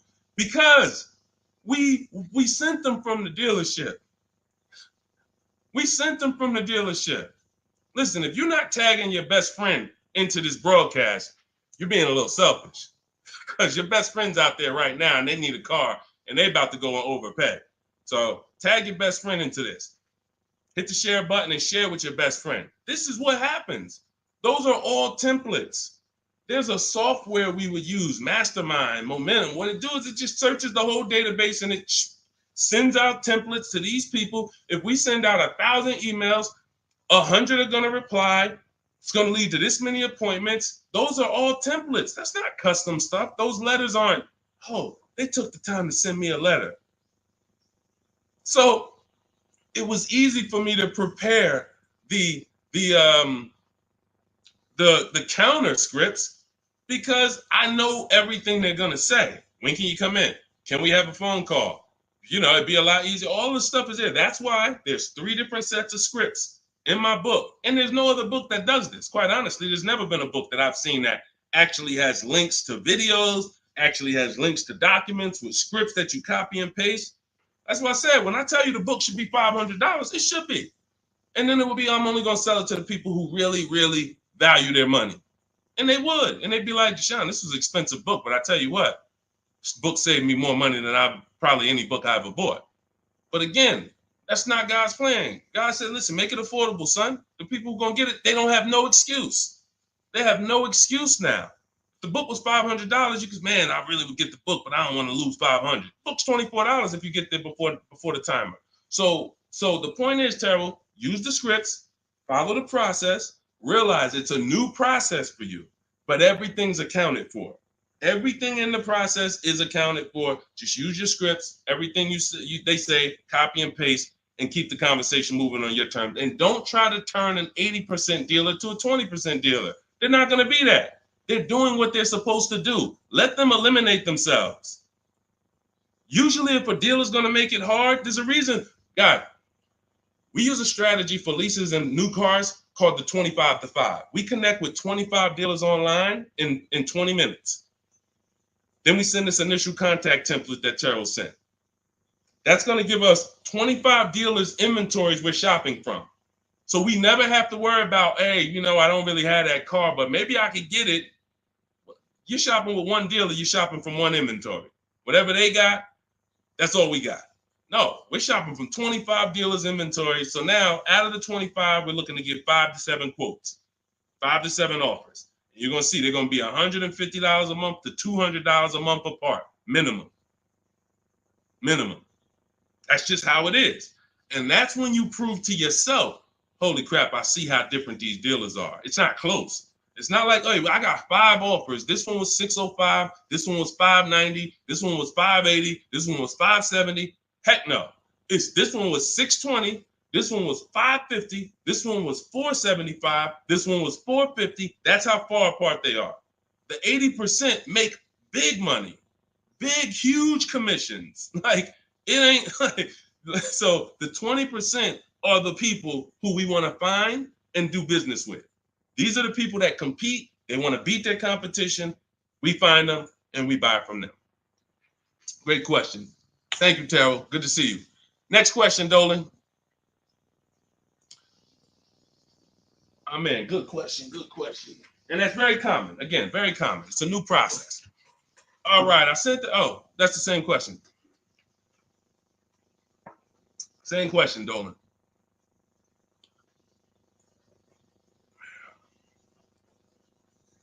What's up, Jaden? Buying my first used car this year. All right, putting $10,000 down with fair credit and a trade in worth $1,000. How do I maximize for the best car possible? First thing we want to decide is, should we be buying or leasing? This is very important. Now, I know many of you were taught on here, never lease a car. That advice is costing you thousands and thousands of dollars. And we'll go deep on that because I can't make a statement like that without going deep on this. But let me ask you, Jaden, do you have good credit, fair credit, not so good? You know, nobody knows you, so it's not like, but I need to know this to properly answer the question, because some people, they want to put a lot of cash into the transaction because they don't really have any credit. Let me know. I'm looking for your comment. Listen, you got to stay close to your keyboard. All of you who are asking questions, I want you to stay close to the keyboard. Dolan's pulling the questions in, and I want you to stay close, because I might ask you a follow-up question that I need to actually, be able to answer it. So let me just assume. All right, let's just assume you have fair credit. Hang on one second. Let's assume you have fair credit. All right. Hang on. Okay. So let me tell you an outcome that's very common. And you could decide, this is all of you who have a child who's going to be getting a car, or you're going to be getting your first car. Like, listen up to this. We go wrong buying people their first car a lot of times, because typically when you buy a car, what's happening is you have to pay for the whole car. Some of you know every $5,000 on a car loan is about $100 per month. So when you look at and lock that into your head, every $5,000 is about $100 per month. So when you see a $5,000 car, $10,000 car, you should think $200 a month. When you see $15,000, you should think $300 a month. These are safe parameters for you to make sure you're not overcharged. You have to be able to understand a $50,000 car isn't going to be $500 a month to buy. It's going to start out around $1,000. So we need to know these things, because you can manipulate loans to make payments lower, and that's how you end up in a 9-year loan, because you went in saying, hey, could you get that car to 700? That car's nowhere near 700 with a good loan. 5 years, 6 years is the longest we go. I have a rule in my book called the Rule of 72 and the 10th birthday. 72 months is the max loan we take, and the car should be paid off by its 10th birthday to avoid problems. So by the time a car turns 11, car should be paid off, so that way you could actually put money to the side for maintenance. These are all boundaries that we haven't had, that if you follow them, you're going to have a lot better experiences. So if you don't have the credit to lease, then I would say, okay, get yourself an inexpensive car, try to get a small loan. You know what? The first question is, how many years are you going to keep the next car? That's the first question. That is the first question. When you open up my book, the first question, if you and I were talking on the phone, Jaden, the first question I would ask you before credit, before anything, Jaden, how many years are you going to keep the car? Now, if you say to me, Deshone, I'm definitely keeping the car 9-10 years. I don't need a car every couple years at all. I'll keep a car a decade. Perfect. Forget about leasing. In my book, first step is, how many years are you keeping the next car? I want y'all to answer that. Everyone who's shopping, everyone who will be shopping, you're shopping now, or you're going to be shopping soon in the next 6 months, a year. I want you to answer the question. How many years are you keeping the next car? Guaranteed. Guaranteed. Because everything else comes after that. When you're going to keep it 8-9 years, I'm going to show you the steps you need to make sure you get a car that will last 8-9 years. Plenty of people say, oh, I wanted to keep the car a long time, but you didn't take the steps to make sure you got a car that would last that long. So everything comes from this question first. How many years are you keeping the next car? So now, Jaden, let's say you say to me 8-9 years. Perfect. So now what we're going to do, we're going to the purchase path. Not thinking about leasing. New car, used car, based on budget. Based on budget. Now you said you have a trade-in worth $1,000. I'm guessing it's an older car, so you can still put it through the equity assessment. But if you're saying it's worth $1,000, who told you that? See what I'm saying? See, the highest offer for your car is what it's worth. I want y'all to get into the habit of getting offers so that you know exactly what your car is worth, not letting one person tell you what your car is worth. So now let's just say, for example, your car is worth $1,000. Now we're looking at, well, do we get a new car or pre-owned car? And if we get a pre-owned car, here's how we determine new car versus pre-owned car. Budget is one. Now let's say you could afford both. I could afford a new, I could afford a new pre-owned. Which one? Well, it's based on values. Some people, you only get a new car every 10 years. You're like, hey, I want to get me a new car. Because at the end of the day, over a 10-year period, the amount you pay for the new car, you'll get some of it back on the back end. And some people are like, I want to get a new car every decade. I want to treat myself. I could afford both. Some people are like, hey, I can afford both, but I'd rather knock 30% off. I don't need the latest one. I'd rather knock 30, 40% off what the price would be. It's just different values. There's no right or wrong there. In my book, I teach you both of those things. When you get to that step, that's how I help you make a decision. So sounds like, I would need more information. That's why I'm asking you, because I don't teach a one size fits all thing. I teach based on where you're at, here are your options. Pick one. Now, when it comes to buying versus leasing, oh yeah, one size fits all. Anybody on here who is not keeping their cars 8 years and you're buying them, you're losing thousands of dollars. You're just losing thousands of dollars. You can't compare. Like, look at somebody like Safrina. I use Safrina's deal. Oh, that's Teddy. Look at Teddy. That's a luxury car. Let's take a luxury car. Teddy got a $73,000 BMW. $73,000 BMW. He's paying $856 a month. He's not keeping it 8 years. He knows the 8-year rule. He said, okay, if I'm not keeping my cars 8 years, I'm going to shop for a below market lease. He uses our bidding system. He gets multiple offers. He said the highest offer during the process was $1,123 a month. That was his highest offer. He's paying $856. When I tell y'all, if you don't have a system to reveal the 80% dealers who are overcharging people, you're buying from one of them. You're buying from one of them. They do business. It's not like these guys are going out of business. You're buying from one of them. And you see, but Deshone, they told me this was the best deal that they could, this was their best offer. It was their best offer. It wasn't their competition 20 miles away's best offer. It wasn't that small dealer that's 45 minutes away that doesn't get the traffic that this city dealer gets, that once they see your information and they say, wait, hold on, we don't get the opportunities they get where they could just charge people and then they keep coming back. We only see, 3 people a day sometime. Boom, okay. Listen, we're gonna beat their we're gonna beat them, and we're gonna have our license plate in their market. This is what you can't see that when you're in a dealership trying to make a deal, negotiate with them. So this is what you prove to yourself. The 80% dealers charge tons of money before, and they won't go below a certain price. They might take off $3,000. I ain't going no lower. That's it. You don't want the car? Next. See you later. Listen, sorry, I'm not selling the car for less than that. They have a minimum threshold, a maximum amount. We ain't taking less than this for our car. Their competition, they'll go 3,000 less than that. Got to get them. So now let's go back to the leasing versus buying scene. When you look at this and you look at Teddy, you can see, can you take that comment down, Dolan? Matter of fact, I got it. Look at Teddy.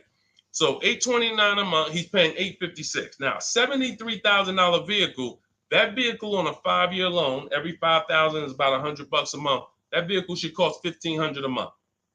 Even if he got a huge discount, let's say he got 15 grand off. Somehow, magically, he got a ridiculous discount. Instead of 73, he pays 60. $1,200 a month, 5 years. $1,200 he's paying $856. No money down.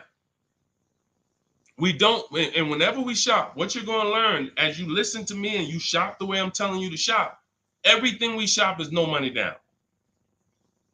We might put money down later, but we only put money down after we guarantee we got the best deal. All right. Let me echo that. You only put money down after you guarantee you got the best deal.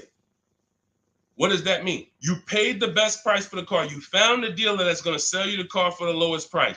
You found the bank that's going to get you the lowest money. You did this from home using online tools. If you're doing it manually, you call around.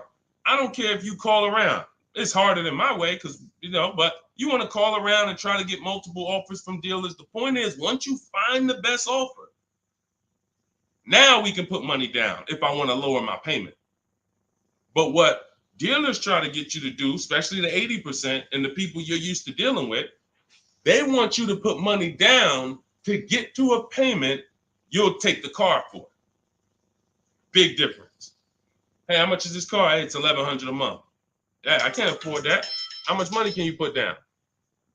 How much money can you put down? Man, I could probably put down like 15, but can you get me to like 700?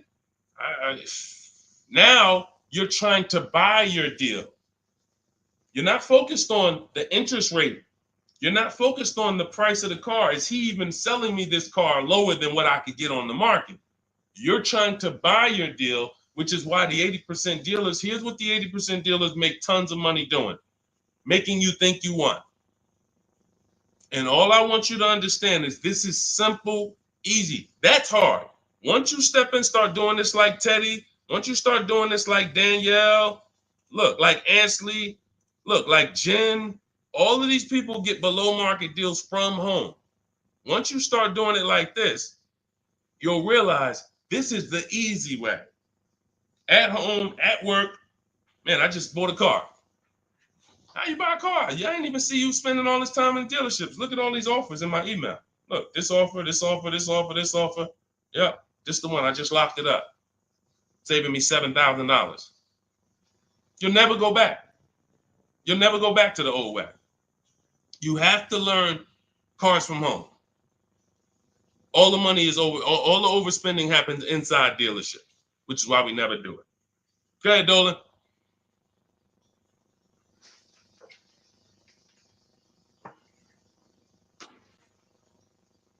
Let's go, Dolan. Keep them queued up, bro. Let's go. To Cali, good to see you. Should you put a down payment on a car? Well, that's just what we were just talking about. What we were just talking about was, all right, let's talk down payments on leases. First of all, you got to realize something about a lease. Whenever you put a down payment down, if the vehicle's stolen and they don't find it, or if it's totaled, you don't get the money back. I'm not a fan of putting huge money down on leases, but unless you do one thing, you assess, well, two things technically. There's only two ways to lose your down payment. Car's stolen and they don't find it, or it gets totaled. So here's what you ask yourself. How many cars have you had stolen in your life? Some of you are going to be like, man, I 3. I wouldn't be putting down payments on leases. Some of you like, Deshone, I never had a car stolen. Thank God. All right. You can check. You can check. Now, second question. The vehicle you're buying, what's the chances if you get into an accident, it can get totaled? You're buying a huge Jeep. You're buying a huge S-Class Mercedes. You're buying something that's very hard to total. You're good. You're good. You're buying a Honda Civic, putting $5,000 down on it. It's not a good. You're taking big risks. Big risk. So that's how we assess leasing. But here's the thing. This is how we shop for our leases. This is all in my digital book. We shop for our leases with only first month's payment down. That's really no down payment because when you lease, you give them your first payment, then you drive off. And when so that's how you do it. So first month's payment out of pocket, 12,000 miles per year. And we put taxes and fees in the payment. That's it.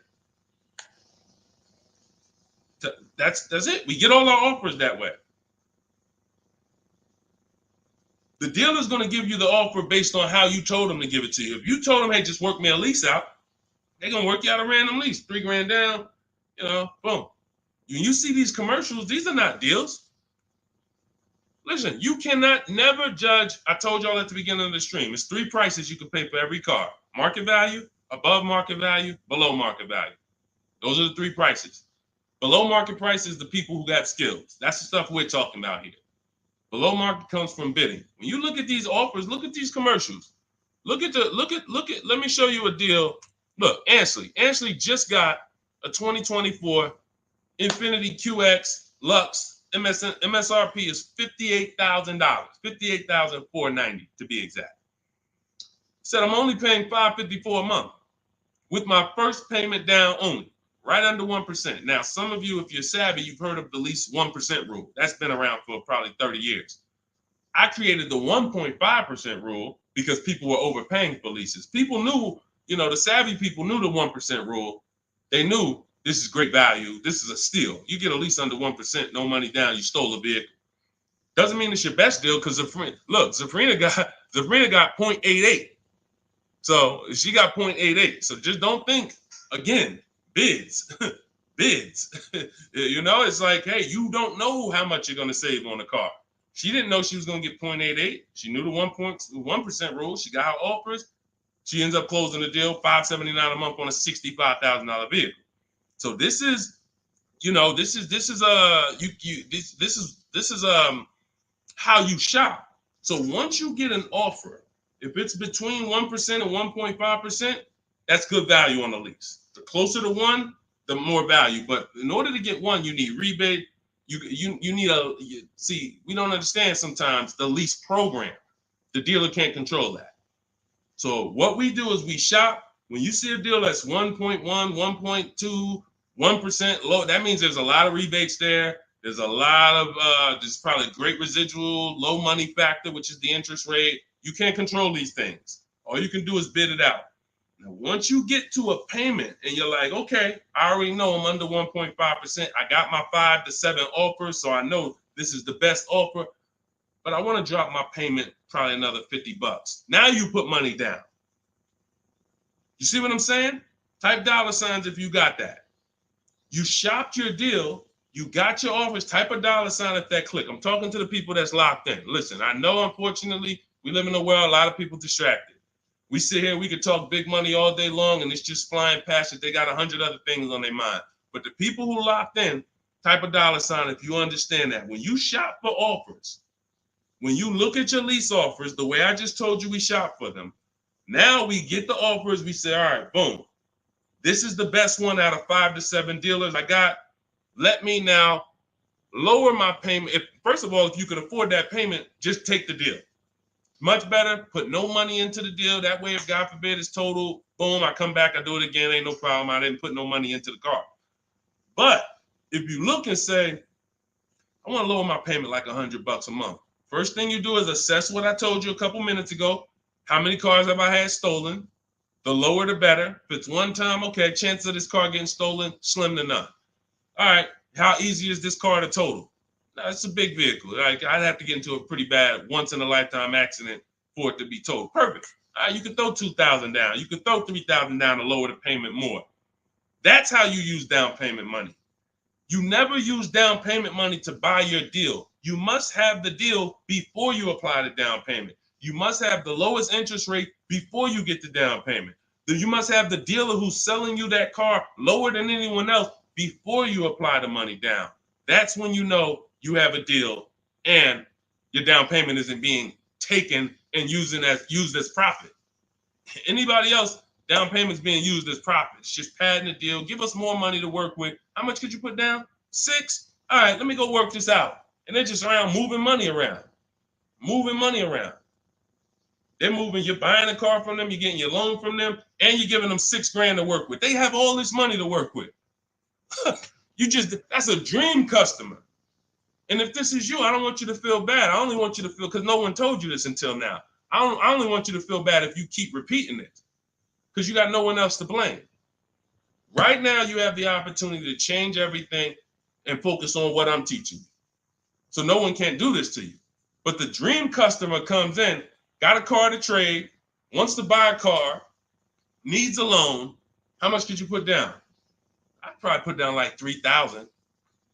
That's 4 things you just gave him to work with. I got money in your loan I can move around. I got money in your old car that you want to sell to me, trade. All right, I could use that. Got some margin there. Then in the car you want to buy, I got some margin there. Then I got your down payment money that I got margin. I'm just about to let me manipulate a couple things and here. That's what we don't want to do. All right? That's why we separate the transactions. This stream, if you get the 3 pillars of great car deals, separating your transactions, bidding them out, this can never happen to you. None of this stuff could ever happen to you. Okay? Everything we're going over is in my new digital book. It's called Cars from Home, 7 Steps to Saving Time, Money, and Avoiding Dealerships. This teaches everything step by step, how to get below market leases, below market purchases, new cars, used cars, high mileage driving strategies. Some of you who are driving over 18,000 miles a year, you can't do some of this stuff is not, you need custom advice. See, again, I don't do one size fits all. You can't be an 18,000, 20,000, 30,000 mile a year driver and think you can actually use the same loan structures and all of that as a normal person. You're depreciating your car faster than them. So all of this is in my blueprint. It's in my new book. Get your copy for 75% off in my TikTok bio, in my Instagram bio, or we have a link in the comments for you on YouTube, and we have a floating link on Facebook for you guys. But if that timer hits 0, it's $97. And if I'm you, if I miss the 75% offer, I'm getting the book, knowing what I know. And there's people who have the book, they'll be like, hey, look, I don't care if you missed it. You need to get the book. It's $97, worth every penny. So I want you to have everything I teach. It'll be in your inbox in literally a couple minutes. It's a digital book. And as soon as you get it, you're going to see a thank you page, and it says screenshot this page. Very important, because on that page is the link to open the book. Then I email you a copy. Also on that page is the link to my support team, just in case you type your email wrong. Our system is great. We send out lots of books. It works every time. But if you mistyped your email, then you're not going to see the book. So make sure you have my support team's email. So if you don't see that book in 5-10 minutes, email my team, hey, and they'll get you the book right away. All right. Thank you, Skinner. Yeah, nobody ever broke it down like that. I'm glad. That's what I'm here for. That's what I'm here for. I only want to pay first month's payment, and that's it out of pocket. That's 90% of our people, Skinner. 90% of our people. Hold on, I'm gonna get to Hideout PA. You got the next question. Hold on. But look, 90% of our people, look, India, look, $365 a month, no money down. That's first payment only. Look, Melissa, look, got her hybrid Honda Pilot 2025, $597 a month. She made $12,000 on her equity assessment, sold her car. So $597, I'm trying to see an MSRP, almost 50 grand. So it's a 1.2% lease. Look, nothing out of pocket, first month's payment. Look, Ansley. I gotta go get the rest. I didn't hit see more to get his detail. You see, Ansley got 2 cars. He just got another BMW. Hold on. Look. Milligan. Everybody, we pretty much, look, zero is signing. Melissa. This is what we do. There's nobody who's better at this than we are. Listen, if I had the time and we did one stream where we just sat here for an hour, I could show you 100+ people. Boom, boom, boom. Well, I just show a dozen because I'm not going to spend too many. Look, if you don't get it from 10 people, you're not going to get it from 100. You know, if 10 people just like you who are showing their deals, paying less than you, don't persuade you, 100 wouldn't. But the point is, everybody shops with no money down. Because when you shop with no money down from now on, you will see it's easier because you can't confuse me. You can't confuse me when I'm shopping with no money down. You got to be great at math, which I love math. So, I mean, I love math. But you have to be great at math to put 3, 4, 5,000 down and be able to see where the money's actually going. So the best thing to do is compare. I could get this car, no money down. I could lease this car, no money down. What's my payment? And then you'll be able to see it. Dealers can't manipulate you. So definitely, that's all we do is no money down shopping.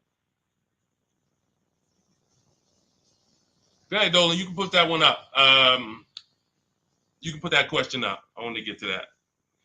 Hideout PA. In a 2-year lease, 2024 Jeep Hybrid, 1,500 down, 499, 10K a month. Good deal. You have nothing to compare it to. You have nothing to compare it to. And this is what I don't like. Listen, I'm not the one who tells people you got a bad deal. The only time I would tell somebody they got a bad deal is if they broke the 1.5% rule. So if you take no money down and you divide your monthly payment into the MSRP, if you were over 1.5%, there's no value in leasing that vehicle. You're paying too much for a car you're giving back in a couple months. So, hold on. Sorry. Yeah. So, sorry. So, but when I look at your deal, the reason why I hate this is because you've already gotten the car and you're driving around and you don't even know you got a good deal. You're wondering if you got a good deal. That's very disempowering. It's a very disempowering position to be in. But had you gotten 4 other offers, you wouldn't have to ask me that. And what I want you to do is change that, because frankly, I would bet $1,000 that if I said to you, you think I can find that car for less than what you paid? Bet me some money. Would you bet me $1,000 that I can't find that exact same car you got for a lot less money? Would you take the bet? You'd probably be like, nah, I don't want to take that bet. I don't want that for you. I don't want that for you. I don't want that for any of you. Driving cars, and if God forbid you see Deshone the Auto Advisor one day and you're like, and I'm like, hey, yeah, you just got the car? Okay, great. If you don't feel like, hey, listen, I got 5 offers from these dealerships, and the one I picked, they were so much less than everyone else. See, I know you use what we're talking about. I know the people I run into that use what we talk about. They come up, the first thing they're doing is saying who made them the best offer. They're saying, hey, the dealer couldn't beat the rate I got from the credit union. I know you're using what we teach. They're like, yo, I had to go 150 miles to pick it up in the next state because they made me the best offer. I know you're using what we teach. That's when I know. When you come in and ask, hey, what you think about this deal? We have nothing to compare it to. So we look at something like, let's just take an average deal. Let's take an average deal. Let's take a big money savings. Let's always use Sean for an example. Because what you're trying to do when you're not getting bids the old way is you're actually feeling for the bottom and you're hoping. I hope this price that I paid was the bottom. Shout out to the people running the likes up on TikTok. Every time y'all hear something y'all like, just keep tapping the screen for like, spend 10 seconds just, man, you know what? This dude is going in over here. Just spend 10 seconds. Every time you hear something you like, tapping the screen. Shout out to y'all running the likes up.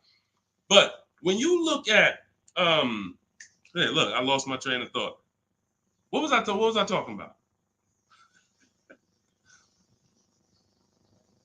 I don't even know.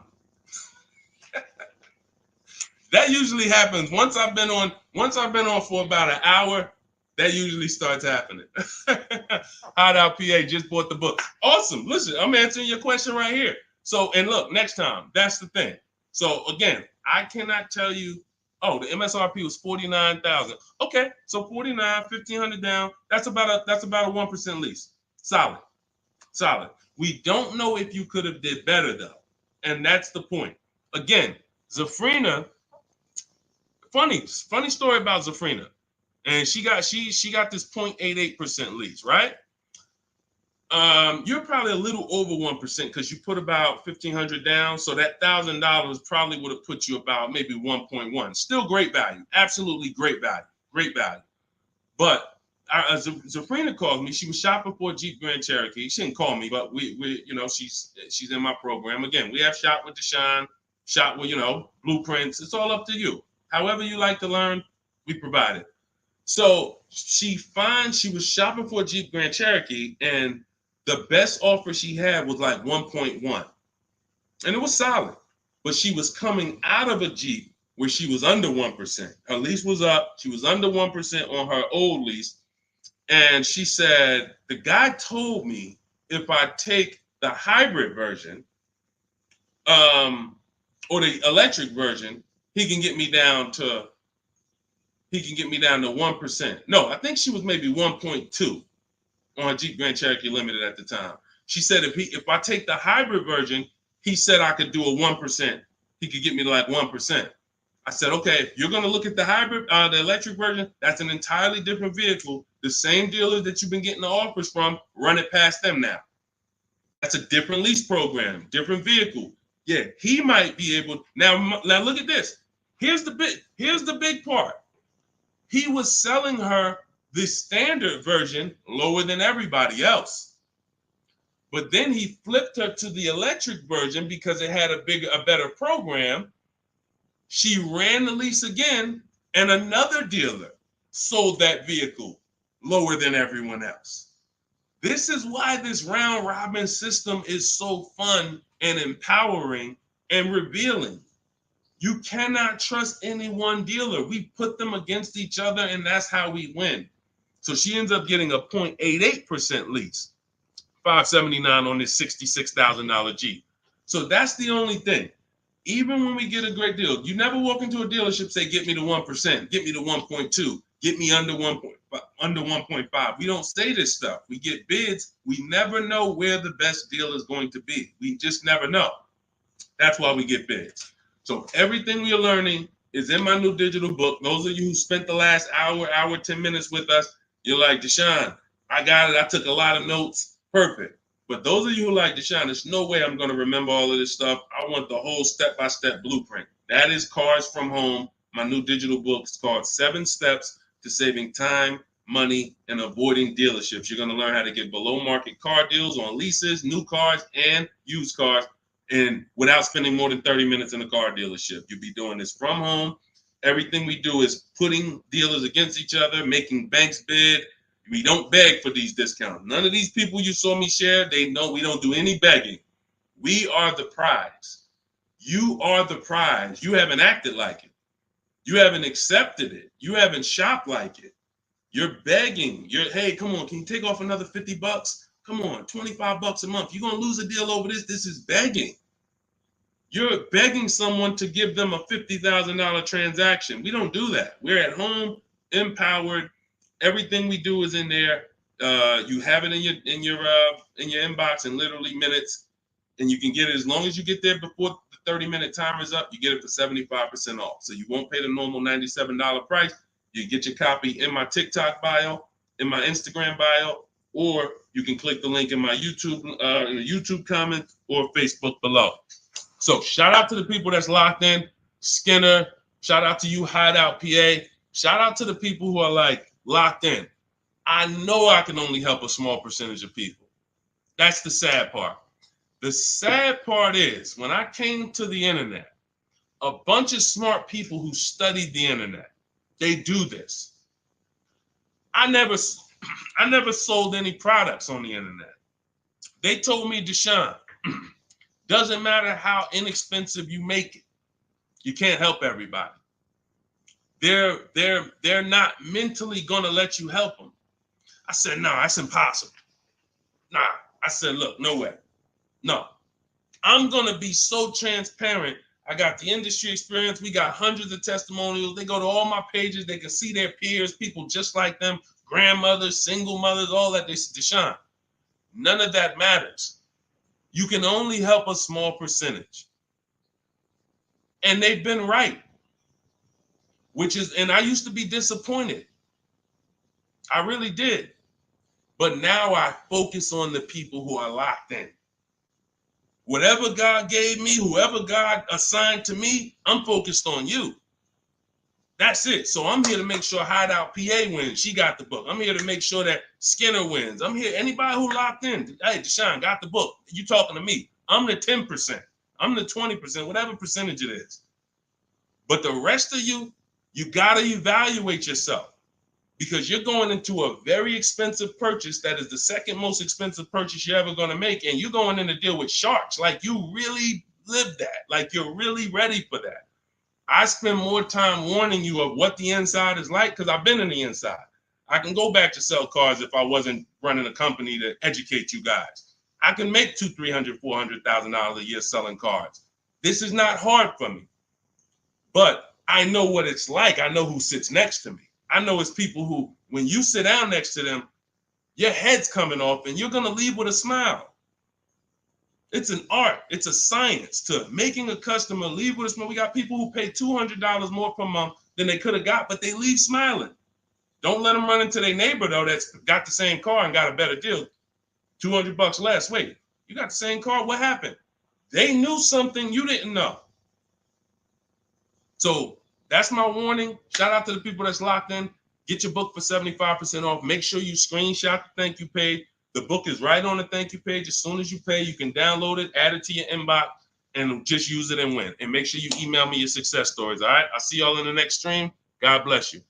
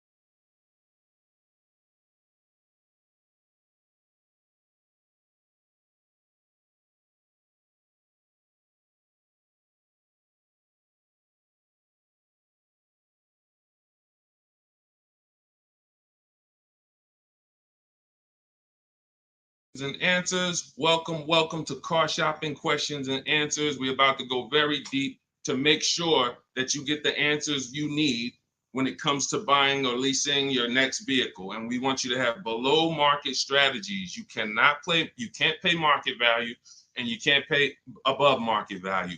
The goal when you are purchasing or leasing a car is to get a below market deal. That's the only deal. If you pay market value, you're paying what everyone else paid. It's not a deal. If you pay above market value, you're paying higher than what most people pay. It's definitely not a deal. The only deal is below market value. I see you, Rachel. We're gonna start off with you. I see your question coming in on TikTok. So Dolan, we get ready to pull these questions in. As you guys start typing your questions, we're gonna have Dolan pull them into the show so you can start typing. And I want you to know that everything you're gonna learn over this next hour is out of my new digital book. It's called Cars from Home. 7 Steps to Saving Time, Money, and Avoiding Dealerships. I wrote this book. I put 14 years of industry experience in the car business, working with dealers, working inside Mercedes-Benz, inside General Motors, and I created a 7-step process for you to get below market leases, below market finance deals, below market loans, below market cash purchases, below market used cars, and I have high mileage strategies in there for those of you who drive over 15 or 18,000 miles a year. It's all in there step by step, and you can get your copy for 75% off as part of our book launch offer. You can click the link that's floating on Facebook. You can click the link below on YouTube. We have a comment pin for you. And inside my TikTok and Instagram bios, you guys have a 75% off link for 30 minutes. Once that timer goes to 0, the price does go back up to $97. It's still worth it at $97, but I'd rather you save the 75% off the total price so you have even more value. So get your copy immediately. Don't let it go down to 0 before you get your copy, all right? Let's get started, Dolan, with the first question. Start typing your questions, guys. We're going to get through as many as we can in 1 hour. And as you come in, can you hit the like button? It does matter. It does activate the algorithm. It does let these platforms know that we need more people over here so we can help them protect their money. Okay, this question came from Rachel. what's the best time to get a car? I drive a 2014 and I own and I owe $18,000. What is the best advice you can give on trading a newer vehicle? It's under 18, it's under 100,000 miles. Okay, Rachel. So one of the things that the first sense I get is I don't like you still owing that much money on a car that's 10 years old already. I have a rule that I teach. It's called the rule of 72 and the 10th birthday. That means that you never want to take a loan longer than 72 months, but you also don't want a loan on a vehicle past its 10th birthday. And I'm going to tell you why. In 14 years in the car business, I've seen tons of people have things go wrong about the 10-year mark. Now, there's nothing wrong with things going wrong because that's why you have a car, so that you can put a little money into it, maintain it, and keep it driving for as long as possible. The problem is when you have a loan on that car, now what you're doing is you're repairing the car while you're making, hold on. I had to turn the Bluetooth off.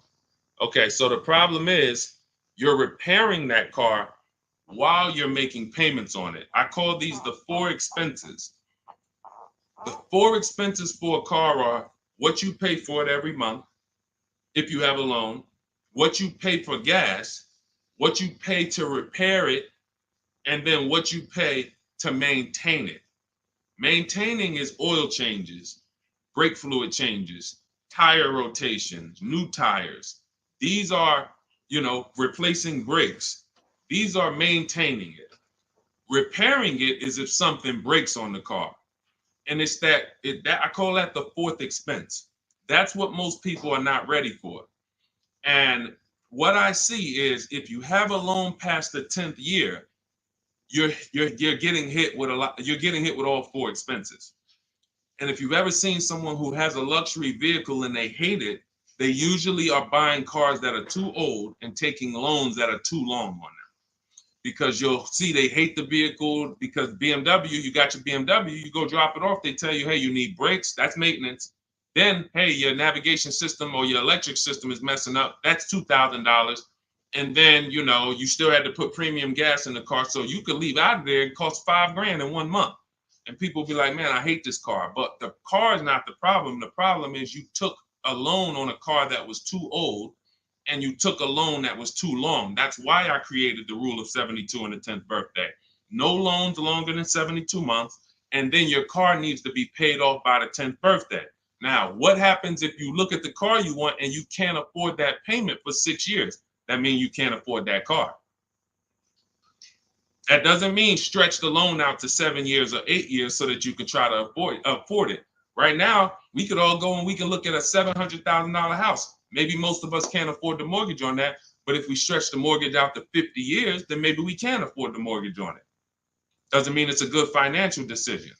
So if you're going to finance again, Rachel, I want you to keep that in mind. When you replace your current car, if you're going into another finance, which I don't recommend if you're not keeping this next car 8 years, because you're going to be in the same position again, you should be going into a below market lease.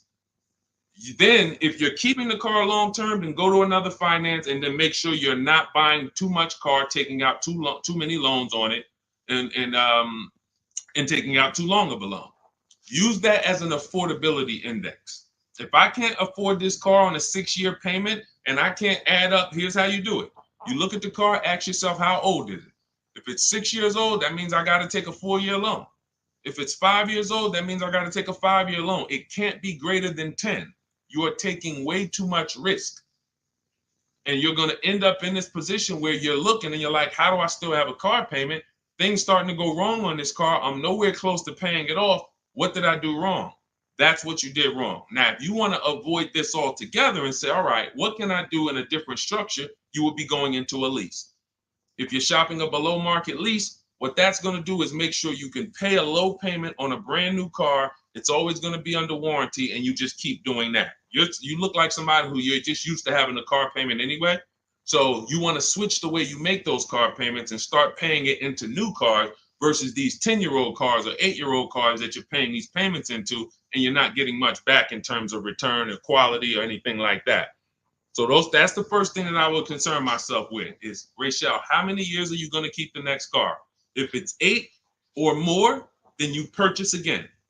If it's less than 8, then Deshone, talk to me about a lease, because I'm not keeping this car at 8 years. I don't keep any car 8 years. All right? It's a great question. That's where we need to start out. Go ahead, Dolan. Shoot the next one up. Okay, this one is Love and okay, I don't want to even try to pronounce it, but you can see who you are. If I'm upside down, how can I trade or sell without having to pay the difference or getting a higher note? So now you're asking a question that, all right, so this person said, if I'm upside down, that means they owe more on the car than it's worth. How can they get out of that car and go into another car without paying the difference or having a higher note? So I'm going to give you the way it's possible, depending on your situation, and realizing that in my book, there is one person, there's two people actually, but really one main person who, it doesn't matter how good your credit is, you're not going home with a new car, because negative equity is, you have too much negative equity. So there are cases where doesn't matter. You come in with an 800 score. I call negative equity the bad credit for people with good credit, because it's the only time when I was in the dealership, people would walk in and they would say, you know, okay, we look at a car and then we look at their current situation and the maximum amount they can pay. And then we look and say, hey, look, the bank's not going to approve this. You can't roll over 10 grand of negative equity to that $30,000 car and do no money down. So there are circumstances where you've dug yourself too deep, and the only thing that's going to do it if you don't have money is time and paying down the vehicle. So let's talk about if you're not in that situation. First thing I'm doing is I'm going to CarMax. I'm going to driveway.com. These are websites. This is because you notice what she said. If I trade or sell, that's very important, because some of you've been on the stream, you know we don't sell. I mean, we don't trade. We always sell our cars to cash buyers. You know, that come, they write big checks, they pay more than dealers. So the first thing we're going to do is visit these cash buying websites: CarMax, Driveway, Carvana, KBB Instant Cash Offer, AutoNation, and Car Gurus. That's going to give you 6 independent offers. Now, once you get those 6 offers, that's going to tell you how much negative equity you have based on your payoff. You need to call your bank and ask them, how much is my payoff? That's the amount you owe. Don't look at your statement. Call your bank, make the phone call, and find out your payoff. Now, you look at what your payoff is, and you look at what your highest offer is. If your highest offer is the same as the payoff, you're break even. If your highest offer is 20, but your payoff is 15, that means you got 5,000 of equity. If your highest offer is 10 and your payoff is 15, you got 5,000 negative equity. So now the best thing to do is what I call pay the difference. Because when you pay the difference, now you can go into your next transaction and you can do a clean transaction. Clean transaction. So whatever deal you get on your next car, it's clean. You're not bringing any baggage over. You can shop multiple offers. There's no limits. But if you can't pay the difference, now you have to do what we don't like doing, which is trade. And there's going to be a ton of people with negative equity, because a lot of people bought cars that were overpriced from 2020 to 2022. You know, we were trying to warn people to lease, to ride out the market, buy inexpensive pre-owned cars to ride out the market, or, you know, keep their current car and not shop if they didn't have to ride out the market. Some people didn't take that advice, and they went and they overpaid because they had no shopping strategy. And now they're going to be 15 grand negative equity trying to get another car. So if you can't transfer, you know, there's limits to what you can transfer. If you can do what we teach and you actually can shop the market the way we teach, you might get a deal like this. Let me show, this is Milligan's deal. She just made this deal a couple days ago. It was for Mercedes-Benz brand new EQS. It's an EQE. It was a $79,000 vehicle. Using our shop from home strategy, she never left the house to get this discount. She went from$79,000 to $51,000 on a brand new vehicle. And if you're on Instagram or if you're on YouTube, you guys can see this. So we can't share the entire versions on Facebook and on TikTok. But if you like, anybody who wants to see, okay, I want to see these things that Deshone is sharing, you can go right to our YouTube page, Deshone the Auto Advisor. And you go right to Instagram and you'll see the actual documents. This is her deal. She's posted up $79,000, $51,000. Why is this so important? Because when the bank goes to lend on this vehicle she bought, they're lending based on the fact the MSRP is 79. So the banks will usually lend up to 20% more of the MSRP if you have good credit. So 79, the max they'll lend is another 20% of that. So let's say, $96,000 is the max they're going to lend on a $79,000 car. So let's just say you have 15,000 negative equity. Now, you don't know how to shop. You don't get the same discounts we're getting. You don't have that same thing. You can't slap all of that negative equity on and your taxes and your fees because you're going to blow out the loan to value ratios. The bank's not going to approve it. But when you find a car that has specific rebate, and we don't know this, she didn't know she was going to save $25,000 off this vehicle. What is that? Almost $30,000 off this vehicle. She didn't know that.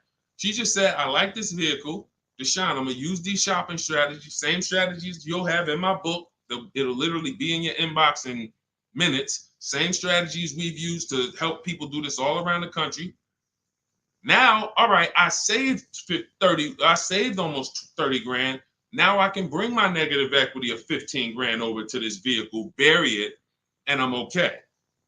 So it's very important. The more negative equity you have, you are targeting a vehicle, or you're trying to find a vehicle where you can get such a big discount, you can transfer that over, go from a non-quality vehicle usually to a quality vehicle, because you're already in a vehicle that's not worth what you owe. That's important to understand.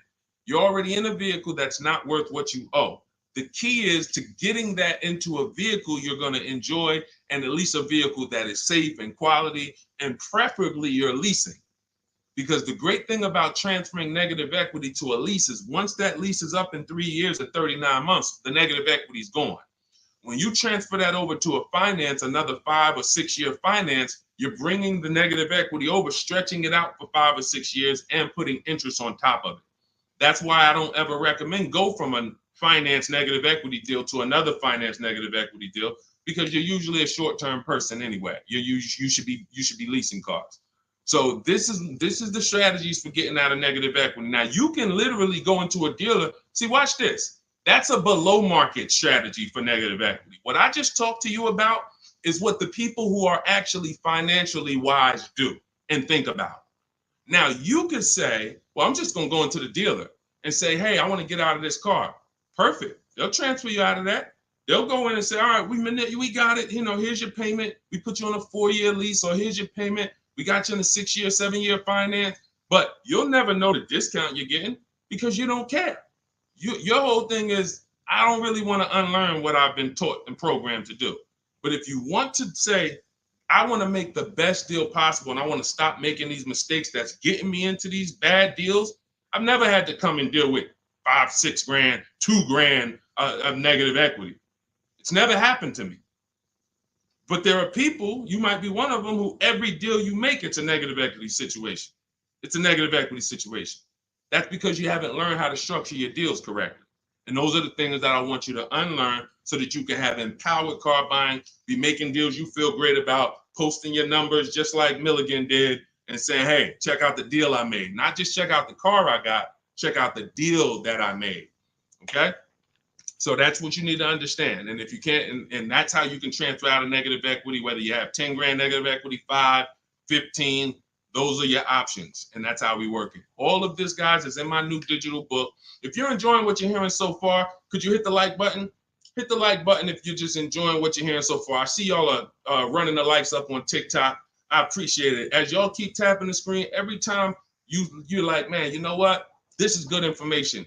Just hit the like button, start tapping the screen. It means a lot. And again, it shows these social media platforms that they need to get more people over here. Okay? So go ahead, Dolan, shoot the next question up. Keep typing your questions, y'all. We are going to try to get through as many as we can. I see you, Patrice Darden. I see you, Mr. Living Right.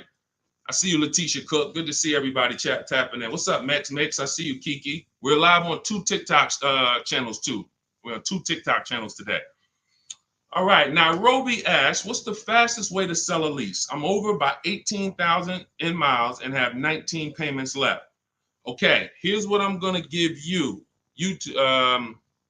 I'm gonna give you, this is, now, who has a lease right now that they're pacing to go over their mileage? They're pacing to go over their mileage. Who has a lease right now? You haven't gone over yet, but you're pacing because you're not over until the end of the lease. If you tell the leasing company you're going to drive 12,000 miles per year, then they want the car back with 36,000 miles on it. If you sign for 15,000 miles per year, then they want the car back with 45,000 miles in 3 years. You do a 20,000 mile a year lease. Some of you might have not known you can do high mileage leases. We talk about that all the time. It's only a couple dollars more when you get below market deals. If you're not keeping cars 8 years, the high mileage leases are some of the best things you could be doing. It's literally pennies on the dot, cents on the dollar compared to purchasing, and we never have negative equity, and we drive as much as we want in these new cars. If you're pacing, once you bring the car back, you could do 10,000 miles your first year, 20,000 miles your second year, 8,000 miles your third year, as long as the total at the end doesn't exceed what you told them you were going to spend, then you would be fine. So you're not over your miles, you're pacing to go over your miles.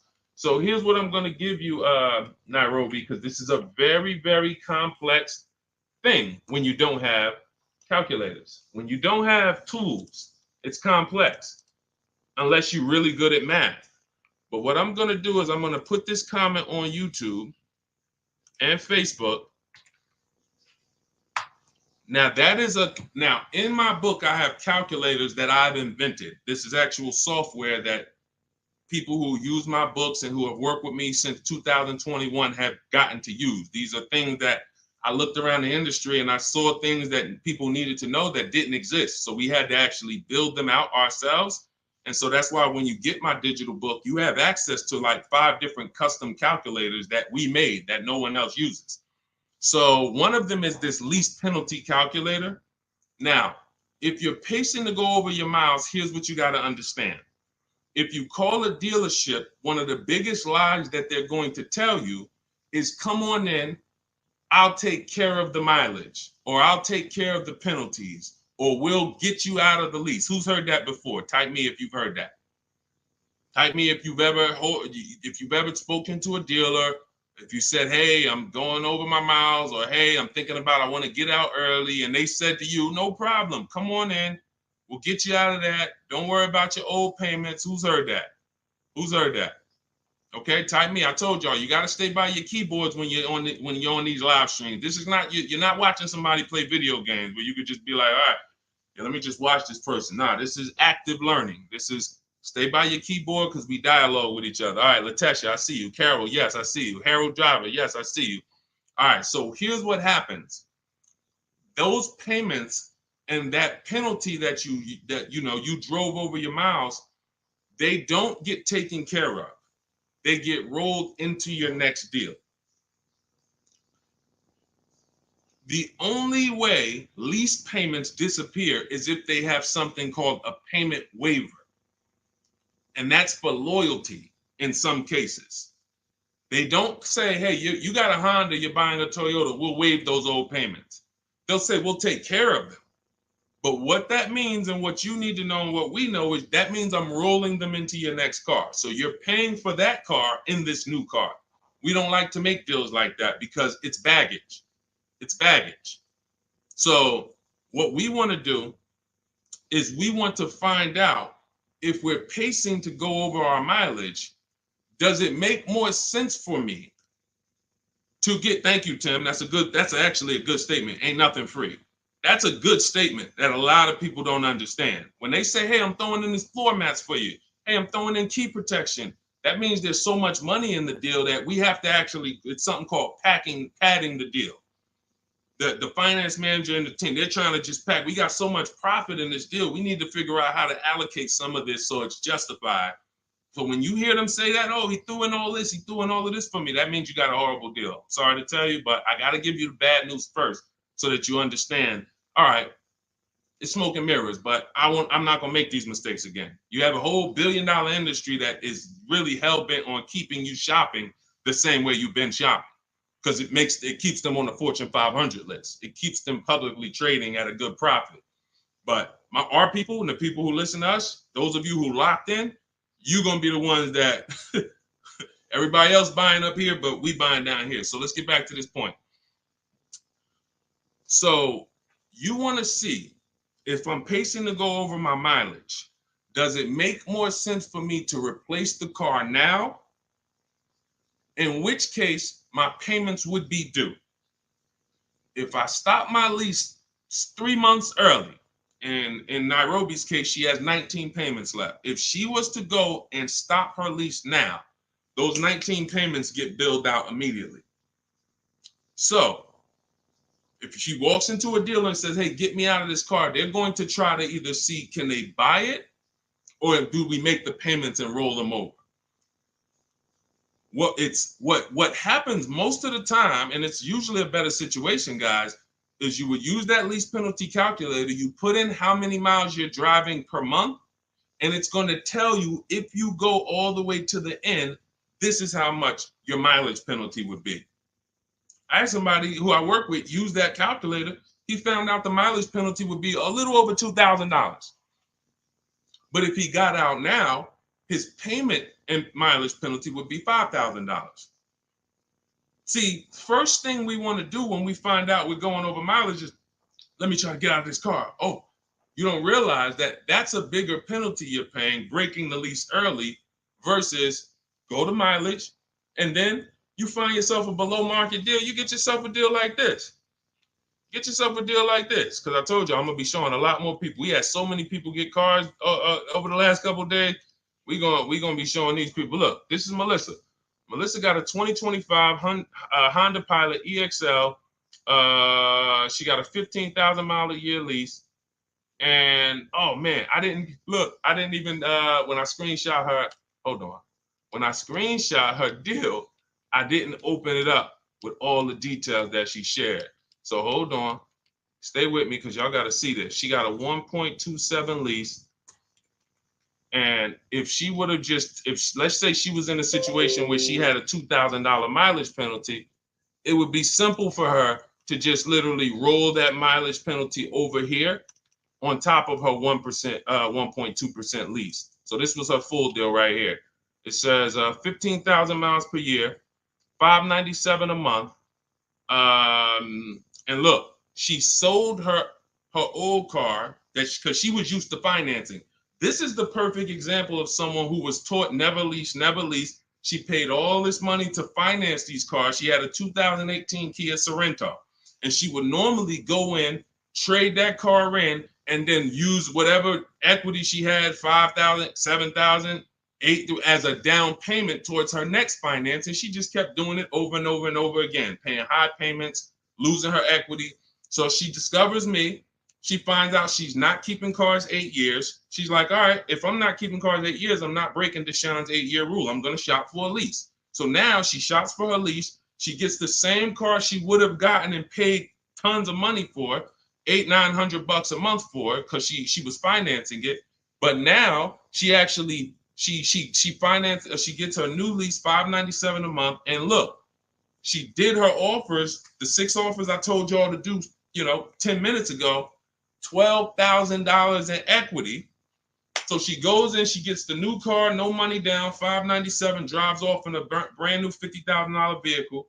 Then she gets a check and she puts it in her bank for $12,000. It's the way the money moves. If you understand what I'm saying, if you're starting to, even if you don't get it all, if you're starting to understand type of dollar sign, it's the way the money moves. This is already a woman who likes driving newer cars. It's obvious. She has a 2018. She's going to upgrade it. So she would normally just go trade it in, finance another car, keep it another 5-6 years, trade it in, finance another car. It costs big money to finance these cars. It costs huge money. So now what she did is she said, okay, I drive 15,000 miles a year. I'm just going to get a 15,000 mile a year lease. If she would have got a 12,000, payment would have been $25 less. If she needed 18,000 like Jen, look at Jen's deal. Jen needed 18,000. Where's Jen? Here she is. Look, she says $512 a month. She got a CRV hybrid, and some of these vehicles are very in demand. So when you see vehicles that are closer to the 1% leases, these are vehicles that have bigger rebates, more support behind them. And sometimes you see vehicles that are 1.2, 1.3. They have a little less support from the manufacturer, but you still need to shop to get great lease deals because most people are paying, either huge down payments or then, they're paying over 1.5%. Again, let's stay on topic though. If you look at Jen, she said my payment was $512. I bumped it up because I wanted 18,000 miles a year to $563. Look, she shopped the payment. She shopped her deal from home the way we teach. She got 25 dealers to get involved online, never talked to them, got bids, used my email scripts, and she said, okay, my best deal for 12,000 miles is $512 a month. All right, now bump me up to 18,000. So she's getting, a lot of people would have just signed the 12,000 and then been talking about penalties that they're paying because they didn't get what they need. We teach something called choosing your mileage wisely. She paid $40-$50 a month and she can drive her 18,000 miles a year, take her trips, do her crossroads, go see her kids in college and not have to worry about anything for $40-something more a month. It's the pennies. That's called being penny wise. Some people will be penny, that's called being dollar wise. Some people will be penny wise. It's called penny wise, dollar foolish. You have to get the mileage you need on a lease. And if you choose your mileage wrong, don't blame the lease. The lease is not a real person. The lease only goes what you put in. If you tell them, work me a lease payment with no money down, that's how they're going to customize it. If you say put the taxes and fees in the payment and give me offers, that's how they're going to customize it. You might have to tell them 2 or 3 times because they're so used to just telling people, hey, we need $5,000 down. So you might have to tell them that, but the lease is based on you. If you say, hey, I need 25,000 miles a year to drive, that's what they're going to quote you. That's what they're going to customize.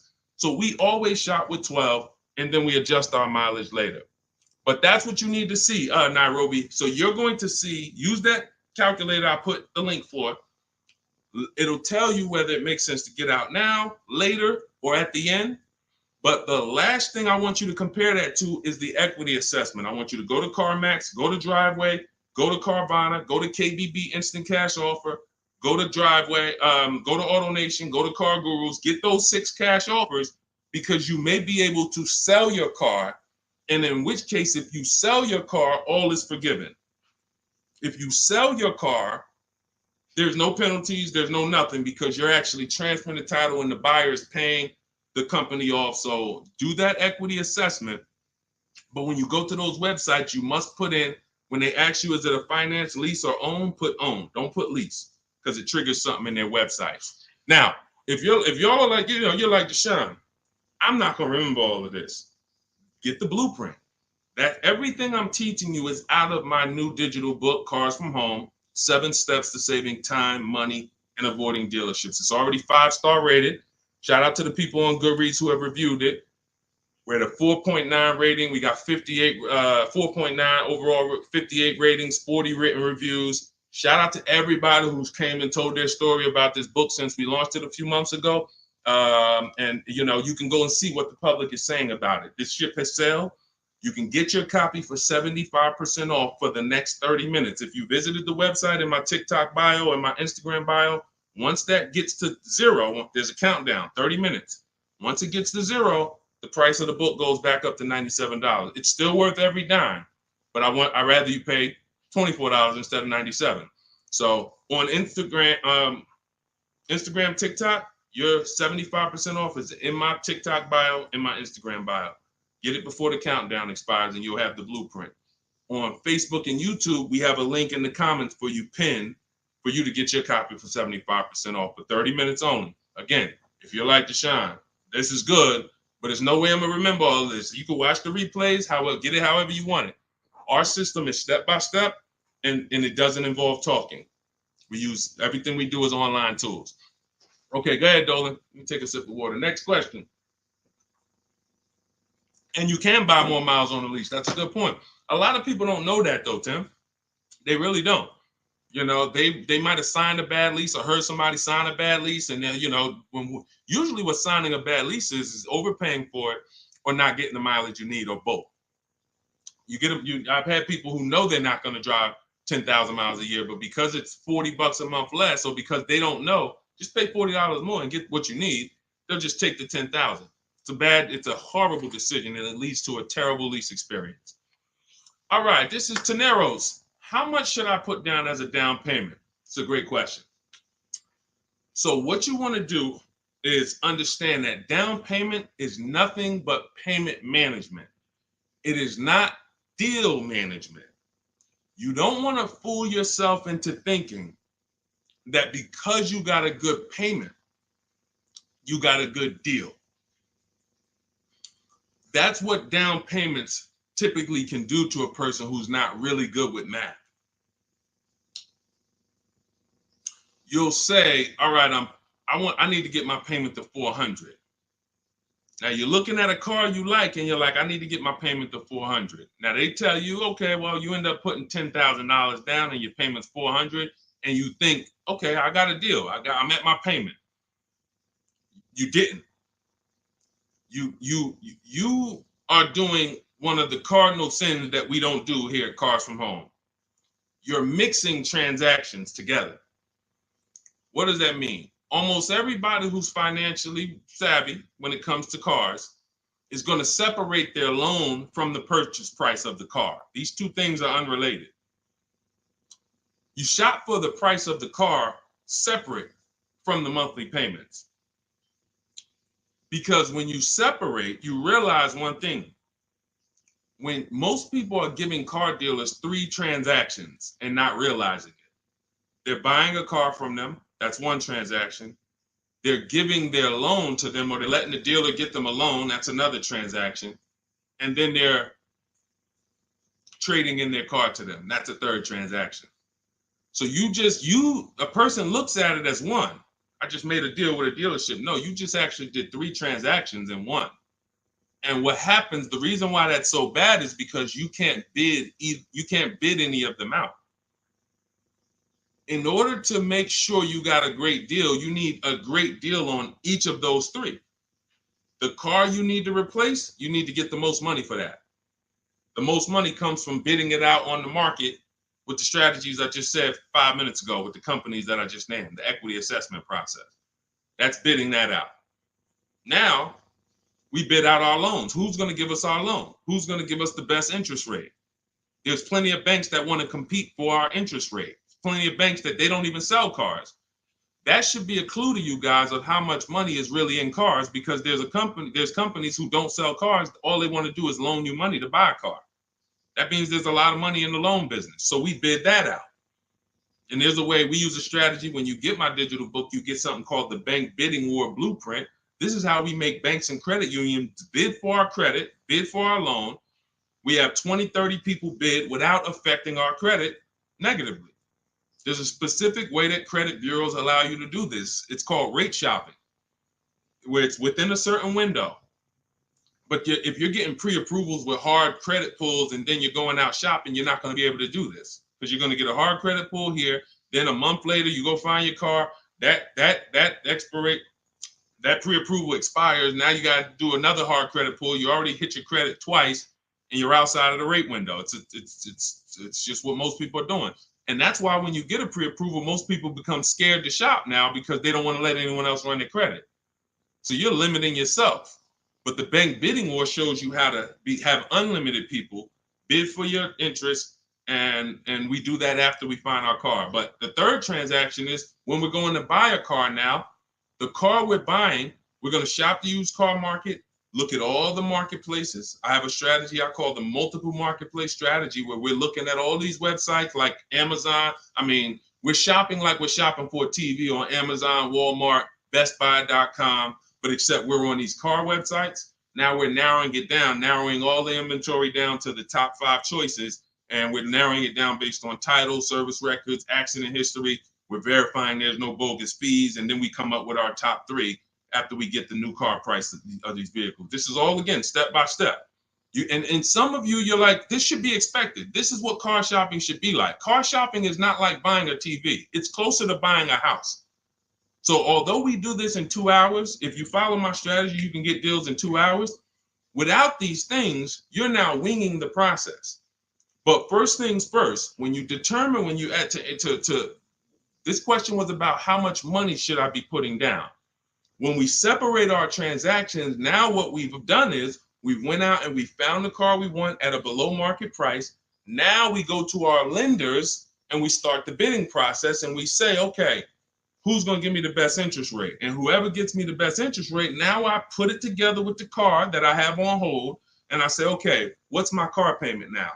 And they may say, okay, well, if you finance the whole thing, your car payment's, $580. Now you might say, okay, I think I want to be at like $499. How much do I need down? Well, about $3,000. Okay, perfect. That's between you and the lender. It's not between you and the dealer. You're not, see, in that case, now you have the best price on the car waiting for you because you got bids on that. You got the best loan because you got bids on it. And now your down payment is actually going off the principal of the car, not it's going to pad the deal and the profit from the dealer. If you got that, type $sign. If you got that on TikTok, just start double tapping the screen, running the like sign. That is why it's important. We call that the 3 pillars of great car deals. You'll have to see these 3 pillars separately. Who I sell my car to, I'm bidding that out. Who I get my loan from, bidding that out.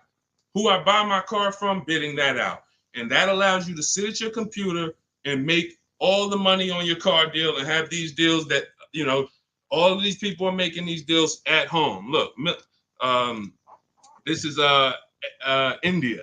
She said she started using my strategies last year, but she shopped the market at the time. She was shopping for a Toyota Corolla, and she did not like the offers at the time. That's the benefit of starting these strategies way before you need a car. Look, we got people who get cars in 3-4 days, but when you have time, you can shop the market. She didn't like how the offers looked, and she waited. She said the best of all my offers were over 1.5% with no money, with no one budging on my counter offers. Fast forward 2024, I had to find a car in 2 weeks, so I got to work. In about 5 days, I walked out with a 2024 Hyundai Elantra Limited, $36,000 for 36 months, $12K, $365 a month, no money down. Boom, $365 a month, no money down. The MSRP was $28,725, making it a 1.27 deal. People would kill right now to be able to buy a car, drive a brand new, dependable car, fully warranted car, shop from home, never had to be stressed out in a dealership, begging for discounts. She's sitting at home and she drives off at $365 a month, brand new car, no money down. This is what it's about, people. It's about learning the strategy so that you keep the most money in your household. Okay? Everything I'm teaching you, everything India used is in my new digital book, Cars from Home, 7 Steps to Saving Time, Money, and Avoiding Dealerships. You can get your copy as part of our launch offer for 75% off in my TikTok bio or in my Instagram bio, but it's only for 30 minutes. After 30 minutes, the price goes back up to the $97 price, which is still great. If you missed it, and you're like, Deshone, I missed it, but I need these strategies. Listen, it's $70-something more. And the strategies you're going to use to save we can't even quantify it. We showed you earlier, somebody saved 25 grand off their price, almost 30 grand off her Mercedes. You've seen discounts of 6,000-7,000. You've seen ridiculous pay. It doesn't matter. The value you're going to get far outweighs the cost. And here's one thing. Financially wise people look at value. Financially foolish people look at cost. Let that sink in. Okay, those of you on YouTube and Facebook, I have a comment below for you. We have a comment pinned. You can hit the link below. You'll see the 75% off. Now, make sure when you get your book at the 75% off, if you get there before the 30 minutes is up, make sure as soon as you purchase, it says screenshot the thank you page. You'll see I put on that page, your book is below. You can click it to open it immediately, save it to your phone, save it to your computer, and I also email you a copy.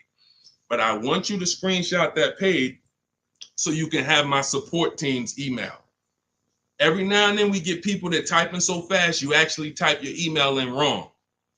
and then you didn't save the book right there on the thank you page. So now, how am I getting my book? You got the support team email. They're 7 days a week. Email, hey, I think I might have typed something wrong. I don't see my book. It's not in my spam folder. Get my team so we can get you the book immediately. So you can have these strategies, protect your family's money, shop with confidence, enjoy car shopping. I enjoy shopping. These people are like, enjoy. Look at what Adina said. Look at what Adina said at the end. She said, thanks to Sean. Hold on. Thanks to Sean for making the car buying process easy. And I want to upload this because it got cut off too. So I'm going to upload this. Thank you for making the car buying process easy. I want you enjoying car shopping. It's shit. You're about to spend a ton of money. Why should you dread? Look what she said. Last sentence. If you're on Instagram or if you're on YouTube, you can see it. So, all right, Dolan, next question. Let's fly through a couple more. We still got some more time. Come on, y'all, keep typing. Lalia, yes, we send emails out all the time. In fact, everyone who had the book, I literally sent a new copy out to everybody on our list. It was like 9,000 people, maybe a month ago. So, like, go through your email, check your emails from me, because we do that every now and then. Like, we'll literally just update the book and blast the new copy out to everybody who bought one. So check your email, check your spam. You know, I've sent you that book. If you purchased it last year, you've gotten the new book probably at least 2 times, 3 times. We've updated it and sent it out to everybody. Okay, Kevy Kev, good to see you. What are the basic pros and cons of leasing? I know nothing about it, but my husband's considering it. Good question. Let's talk about the cons of leasing first, because I speak a lot about the benefits. The cons of leasing are you always have a payment. Now, some people who buy cars and they always trade them in as soon as they pay them off, or they trade them in before they paid off, they replace them before they paid off. Like, you know, we had the young lady earlier on the stream. She said, I still owe $18,000. I'm about to go and buy another vehicle. So she's always used to a payment anyway. So that's a con. You're always going to have a payment. Another con is you can't beat the car up and not realize the losses. Now, let me be clear on this. People think when they own a car, they can do anything they want to it and not realize the losses. But I want to be clear. If you follow me, let's say a person buys a car, you own it, you put a lift on it, a big exhaust system, one of the big, you know, the joint is loud. You customize that car. Did you raise the value or lower the value of the car? Type it in. Type it in. Did you raise the value or lower the car? If a person does all of that stuff, customizes the car, did they raise the value or lower it? Thank you, Cam Newton. Lowered it. So let's say a person was going to sell a car and somebody looked at it and said, hey, how much is you going to pay? You know, they're going to pay $20,000 to buy your car. Now you're like, okay, perfect. Now you go and you do all of this stuff to it, put the engine, put the exhaust on it, boom. You come back 2 days later and you're like, hey, yeah, I want to sell you the car for 20. Now they hear that new exhaust. They hear all that stuff you put on. They're like, nah, I can't give you 20 for that. And that thing probably worth 16 now. I don't know what you do to it. So I'm trying to get you to see what I call the unseen expense. This is depreciation. Everything we talk about when we talk about leasing versus buying, we're taking into account how we're going to avoid major depreciation. But people who purchase don't often think that they don't actually understand that whatever they do to that car, if they drive 40,000 miles on it, they just lost money. If my car was worth 20 today and then I drive 30,000 miles this year, that car is going to be worth 10. I'm destroying the value. So you pay for it either way. So when I say that one of the cons of leasing is that you can't do anything you want to the car, well, you can't without paying for it, but you also can't when you own it without paying for it. But if you do that, you have to restore it to its original condition. Now, another con of leasing is you have to be able to estimate around about how much you're going to drive. So people who are like doing Uber or something, you don't know how much you're going to drive. There's a reason I don't tell business people who do those types of businesses to lease, even though they're not keeping their cars a long time. there's a better structure for you guys. Leasing is not it, because you don't know how much you're going to drive. If you have a good year, you might do 40,000 miles. If you have a bad year or a rough year, you might do 20 or 18,000 miles. So you can't predict it. So with leasing, you have to have an enjoyable leasing experience. You have to have some type of an idea when you're going to, how much you're going to drive. Now, one of the biggest cons to leasing is you can overpay by a lot because it's not transparent. It's not transparent. Could everybody who shares, there are a couple people on here, you always share the broadcast. I appreciate you. We need you. Can you hit the share button, hit that arrow, hit that paper plane, and tag one friend in, just in case they might be going to the dealership tomorrow. We need to make sure that they have what they need to win. So shout out to the sharers. We can't do this without you.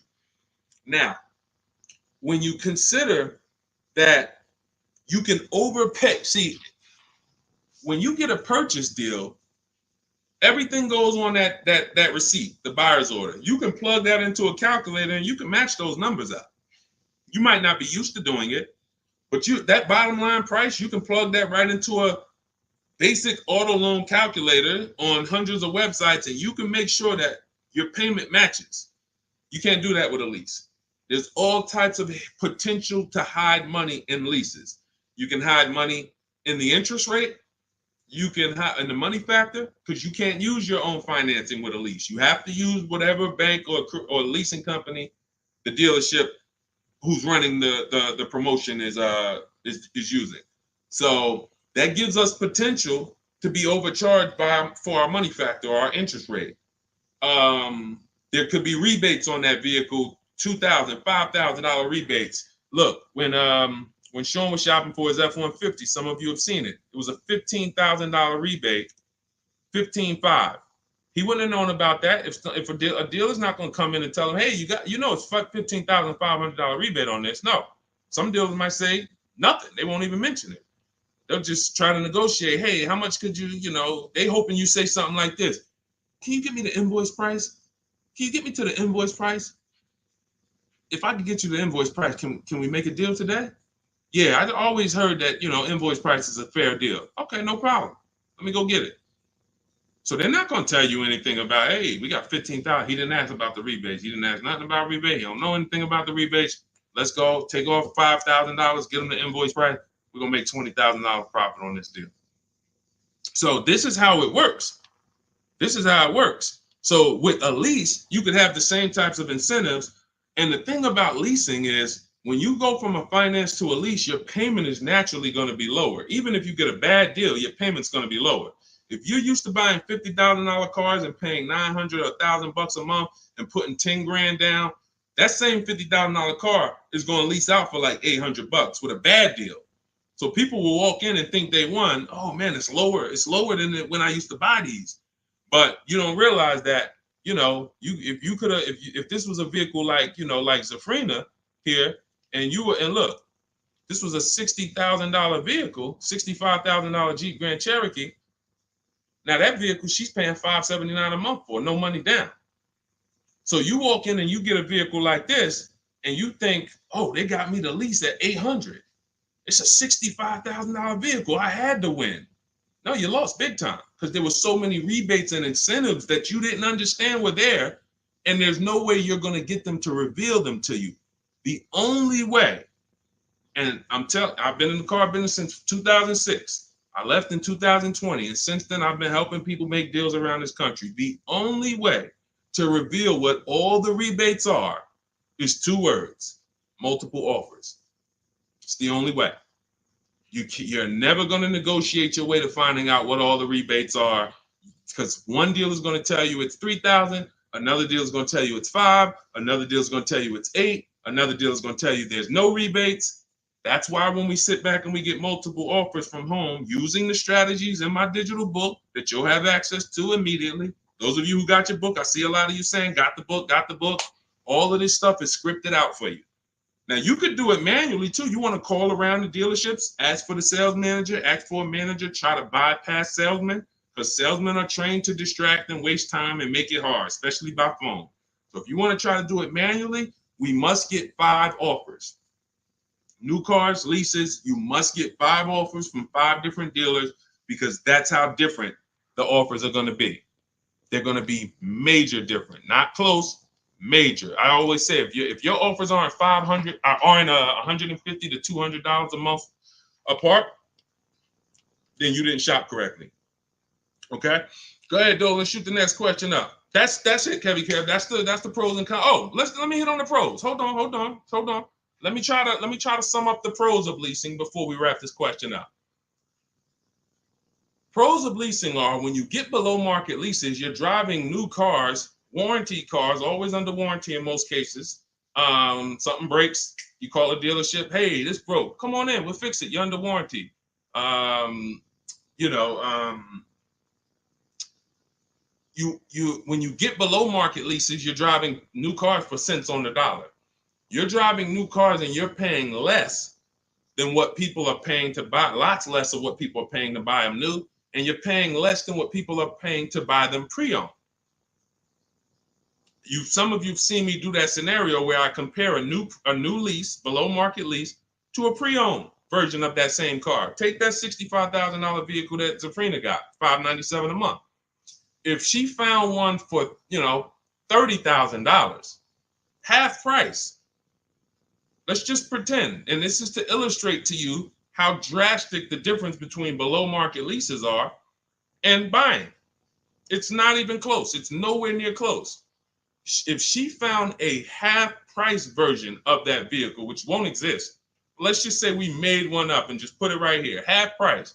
So that's $32,000 plus tax. She's around $35,000. Some of you know every $5,000 on a car payment is about how much per month. I mean, when you look at a car, every $5,000 on a loan is about how much per month. I told y'all, stay by the keyboard. We got to be quick here. This is active learning. You don't want to be distracted. You want to be locked in, active learning. Every $5,000 on a loan is about how much per month. Shout out to y'all running the likes up on TikTok too. Every time you double tap the screen, y'all just, yes, thank you, Cam New. See, I love the people that are locked in. I see you, Brenda, $100 a month. Yeah. Now, so we got $100 for every 5,000. So that means when you look at a $10,000 car, first thing in your mind should be that's $200 a month, 5-year loan. When you look at a $20,000 car, first thing in your mind, that's $400 a month, 5-year loan. When you look at a used car version, let's say she gets it for half off, $32,000 plus tax, she's around $35,000. What's that payment? $700 a month, 5-year loan.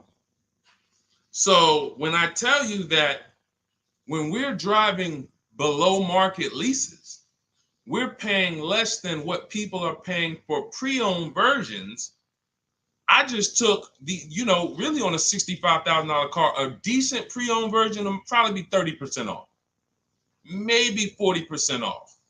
Then you're going higher. If you don't know how to get good deals, you're going to take one with high mileage. It's going to be old. So it's more realistic to find a $65,000 car, 3 or 4 years old for, let's say 35, let's say 40, really closer to 40 if it's 65 new. So now you're talking about $800 a month. So a person like Zafrina, she's driving, she knows how to get below market leases. She's driving a brand new $65,000 fully warranted version, not tying up her money in that vehicle. She's paying $597 a month, which is hundreds a month less than what a used car person is paying, and like $500-$600 it's less than what a new car person is paying. So it's no comparison. So when I tell you the only people who should be purchasing, you're like, Deshone, why do people purchase then? If getting great lease deals is so cheap, why do people purchase? Well, one, everyone doesn't know how to get below market leases. So they'll look at commercials and they'll think, oh, well, this says I got to give them $5,000 down plus tax and all that. That's not deals. That's above market value or market value. We don't pay those prices. And second is, people who buy long-term don't care about those short-term benefits. I want to ask a question. Who on here has a vehicle in their driveway right now that you've had for at least 8 years? I want you to type how many years you've had it. Let me know how many. I see you, Sharon. Congratulations. Use it and win. Let everyone who has a car outside in your driveway that you've had more than 8 years, I want you to type how many years old it is. 8, 10, 15. Okay, Harold, he has one for 9 years outside. Sugar Lump, 19 years. Mr. Living Right, 8 years. Perfect. Dwayne Perkins, I see you, 22 years. Look, Julia Murray, 16 years. Look, Brenda, 8 years. Now watch this. Ralph, I see you, 10 years. 8 years or more is when we buy. These people won.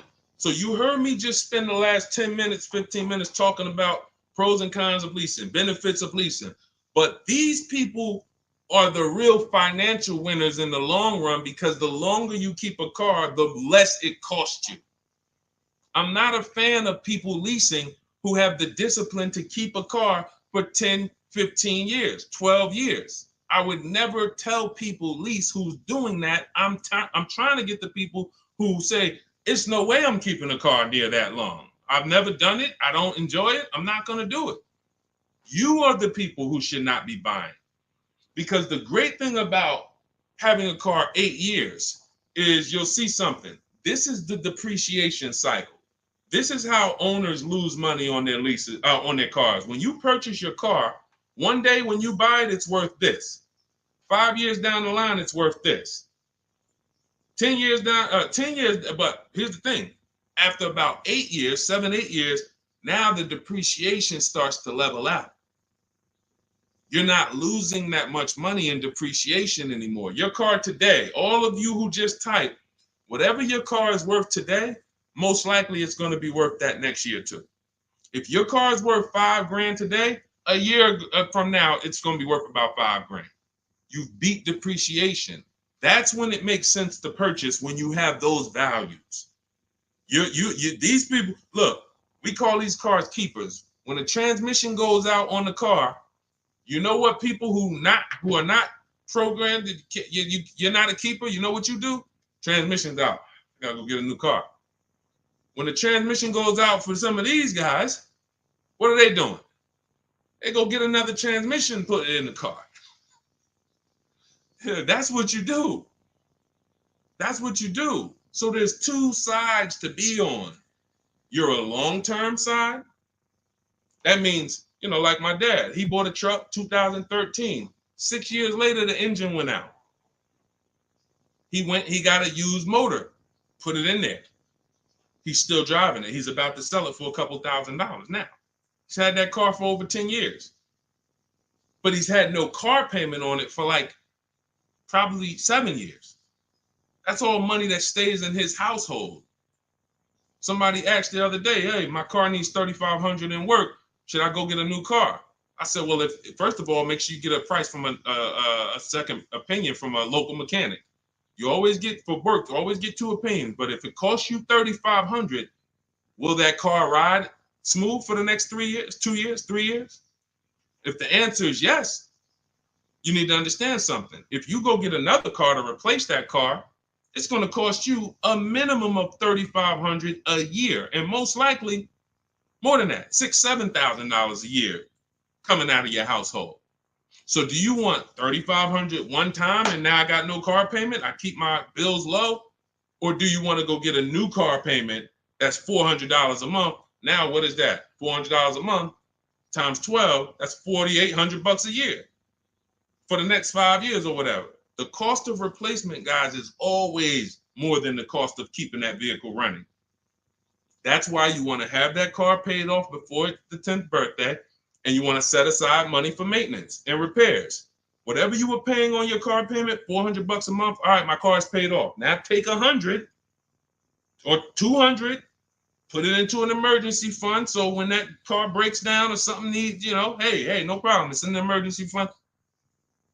But I'm keeping that car, because the longer I keep that car, the less money I pay for a car, the more money I keep in my household. So that's how you purchase, because you're buying a depreciating asset. You have to go long term with it. It's going to go down in value like this sharply for the first 5-6 years. It's going down, losing thousands.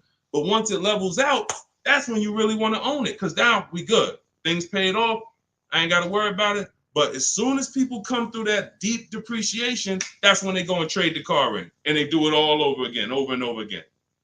These are the people who I'm trying to get you to understand leasing. You're in the wrong structure. So it's very simple. You're not keeping your next car 8 years, you should be leasing, shopping for below market leases. You're keeping your next car at least 8 years, you're shopping for a below market purchase. And all of this is in my step-by-step book. This is the first step. Leasing versus buying. I call it the most important question. We got to put your deal on the right foundation, and then we go get a below market deal. So for everything I'm teaching right now is out of my new digital book. You can grab your copy for 75% off. It's normally $97. If you want the entire blueprint, and you guys see the comments, you see the comments people making, man, get the book. Get the book. You see it. So you can go to, thank God we have approaching 10,000 people who have the book.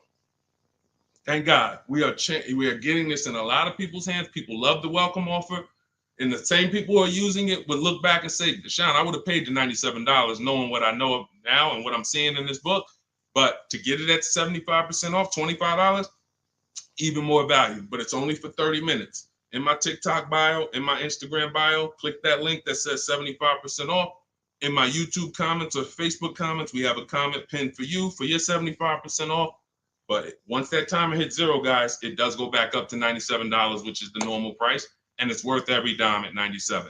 Okay, so get your copy. Make sure you screenshot the thank you page as soon as you purchase, and make sure you take a record of our support team's email, because sometimes you go and you type it in, you're like, I'm finally going to be able to enjoy car shopping. Man, I'm about to make the best car deal of my life. And you're so excited, you type your email in correctly, and now it's wrong. And so we can't email you the book. Now, once you get the book, you're going to see, as soon as you pay for it, I say, open your book below.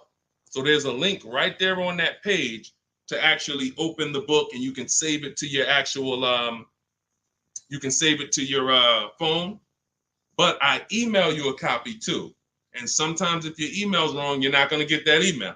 So make sure you screenshot that page. It has my support team's email, or look at it right here. Look at it on the screen. Get the support team just in case.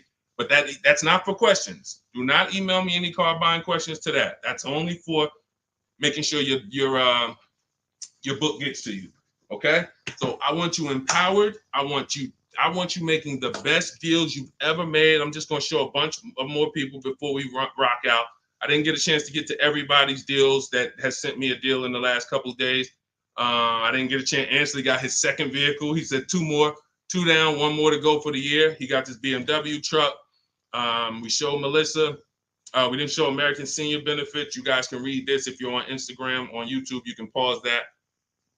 But we'll go more detail on the second stream. Keep sending me your deals, because I told y'all I was going to bring them onto the show. And after you make your deals, email me. I want you guys proud of the deals you're making. I want you excited, not just about the car. Everybody gets excited about posting their cars. Everybody. You'll see that all through any social media platform. People get a new car, they want to take pictures of it, but they'll never show you the numbers. And you may have been this way, because secretly they're ashamed. The last thing they want is somebody who understands the numbers to look at that deal and be like, hey, did you see this? What's the $4,000 here? Did you see? How many offers did you get on this vehicle before you paid this price? Oh, no, I just thought they don't want that. I don't want you living like that. If you've done that before, I don't want you like that. I want you like all of these other people you're seeing posting your car deals, like Melissa, like American Soldiers Benefits, like Ansley, this is his other car, like Rosalie, like Jen. Hold on. We do this all day long. Like Teddy, like Jared, like Zafrina, like Pierre. Numbers. That's what I want. And that's the confidence you will have after you get your book. So get it. If you do it your way, do it your way. God bless you. My way is no talking, right from home. That's why we call it Cars from Home. So I'm going to check out. God bless y'all. I'll see y'all on the next stream. Share this with a friend. Before you jump off, share this with one friend that you're like, hey, I got somebody that my best friend, they need to see this, because we have to help people protect their money. If we don't get this message out, our friends are right now in dealerships right now overpaying. Okay, so God bless you all. I will see y'all on the next stream.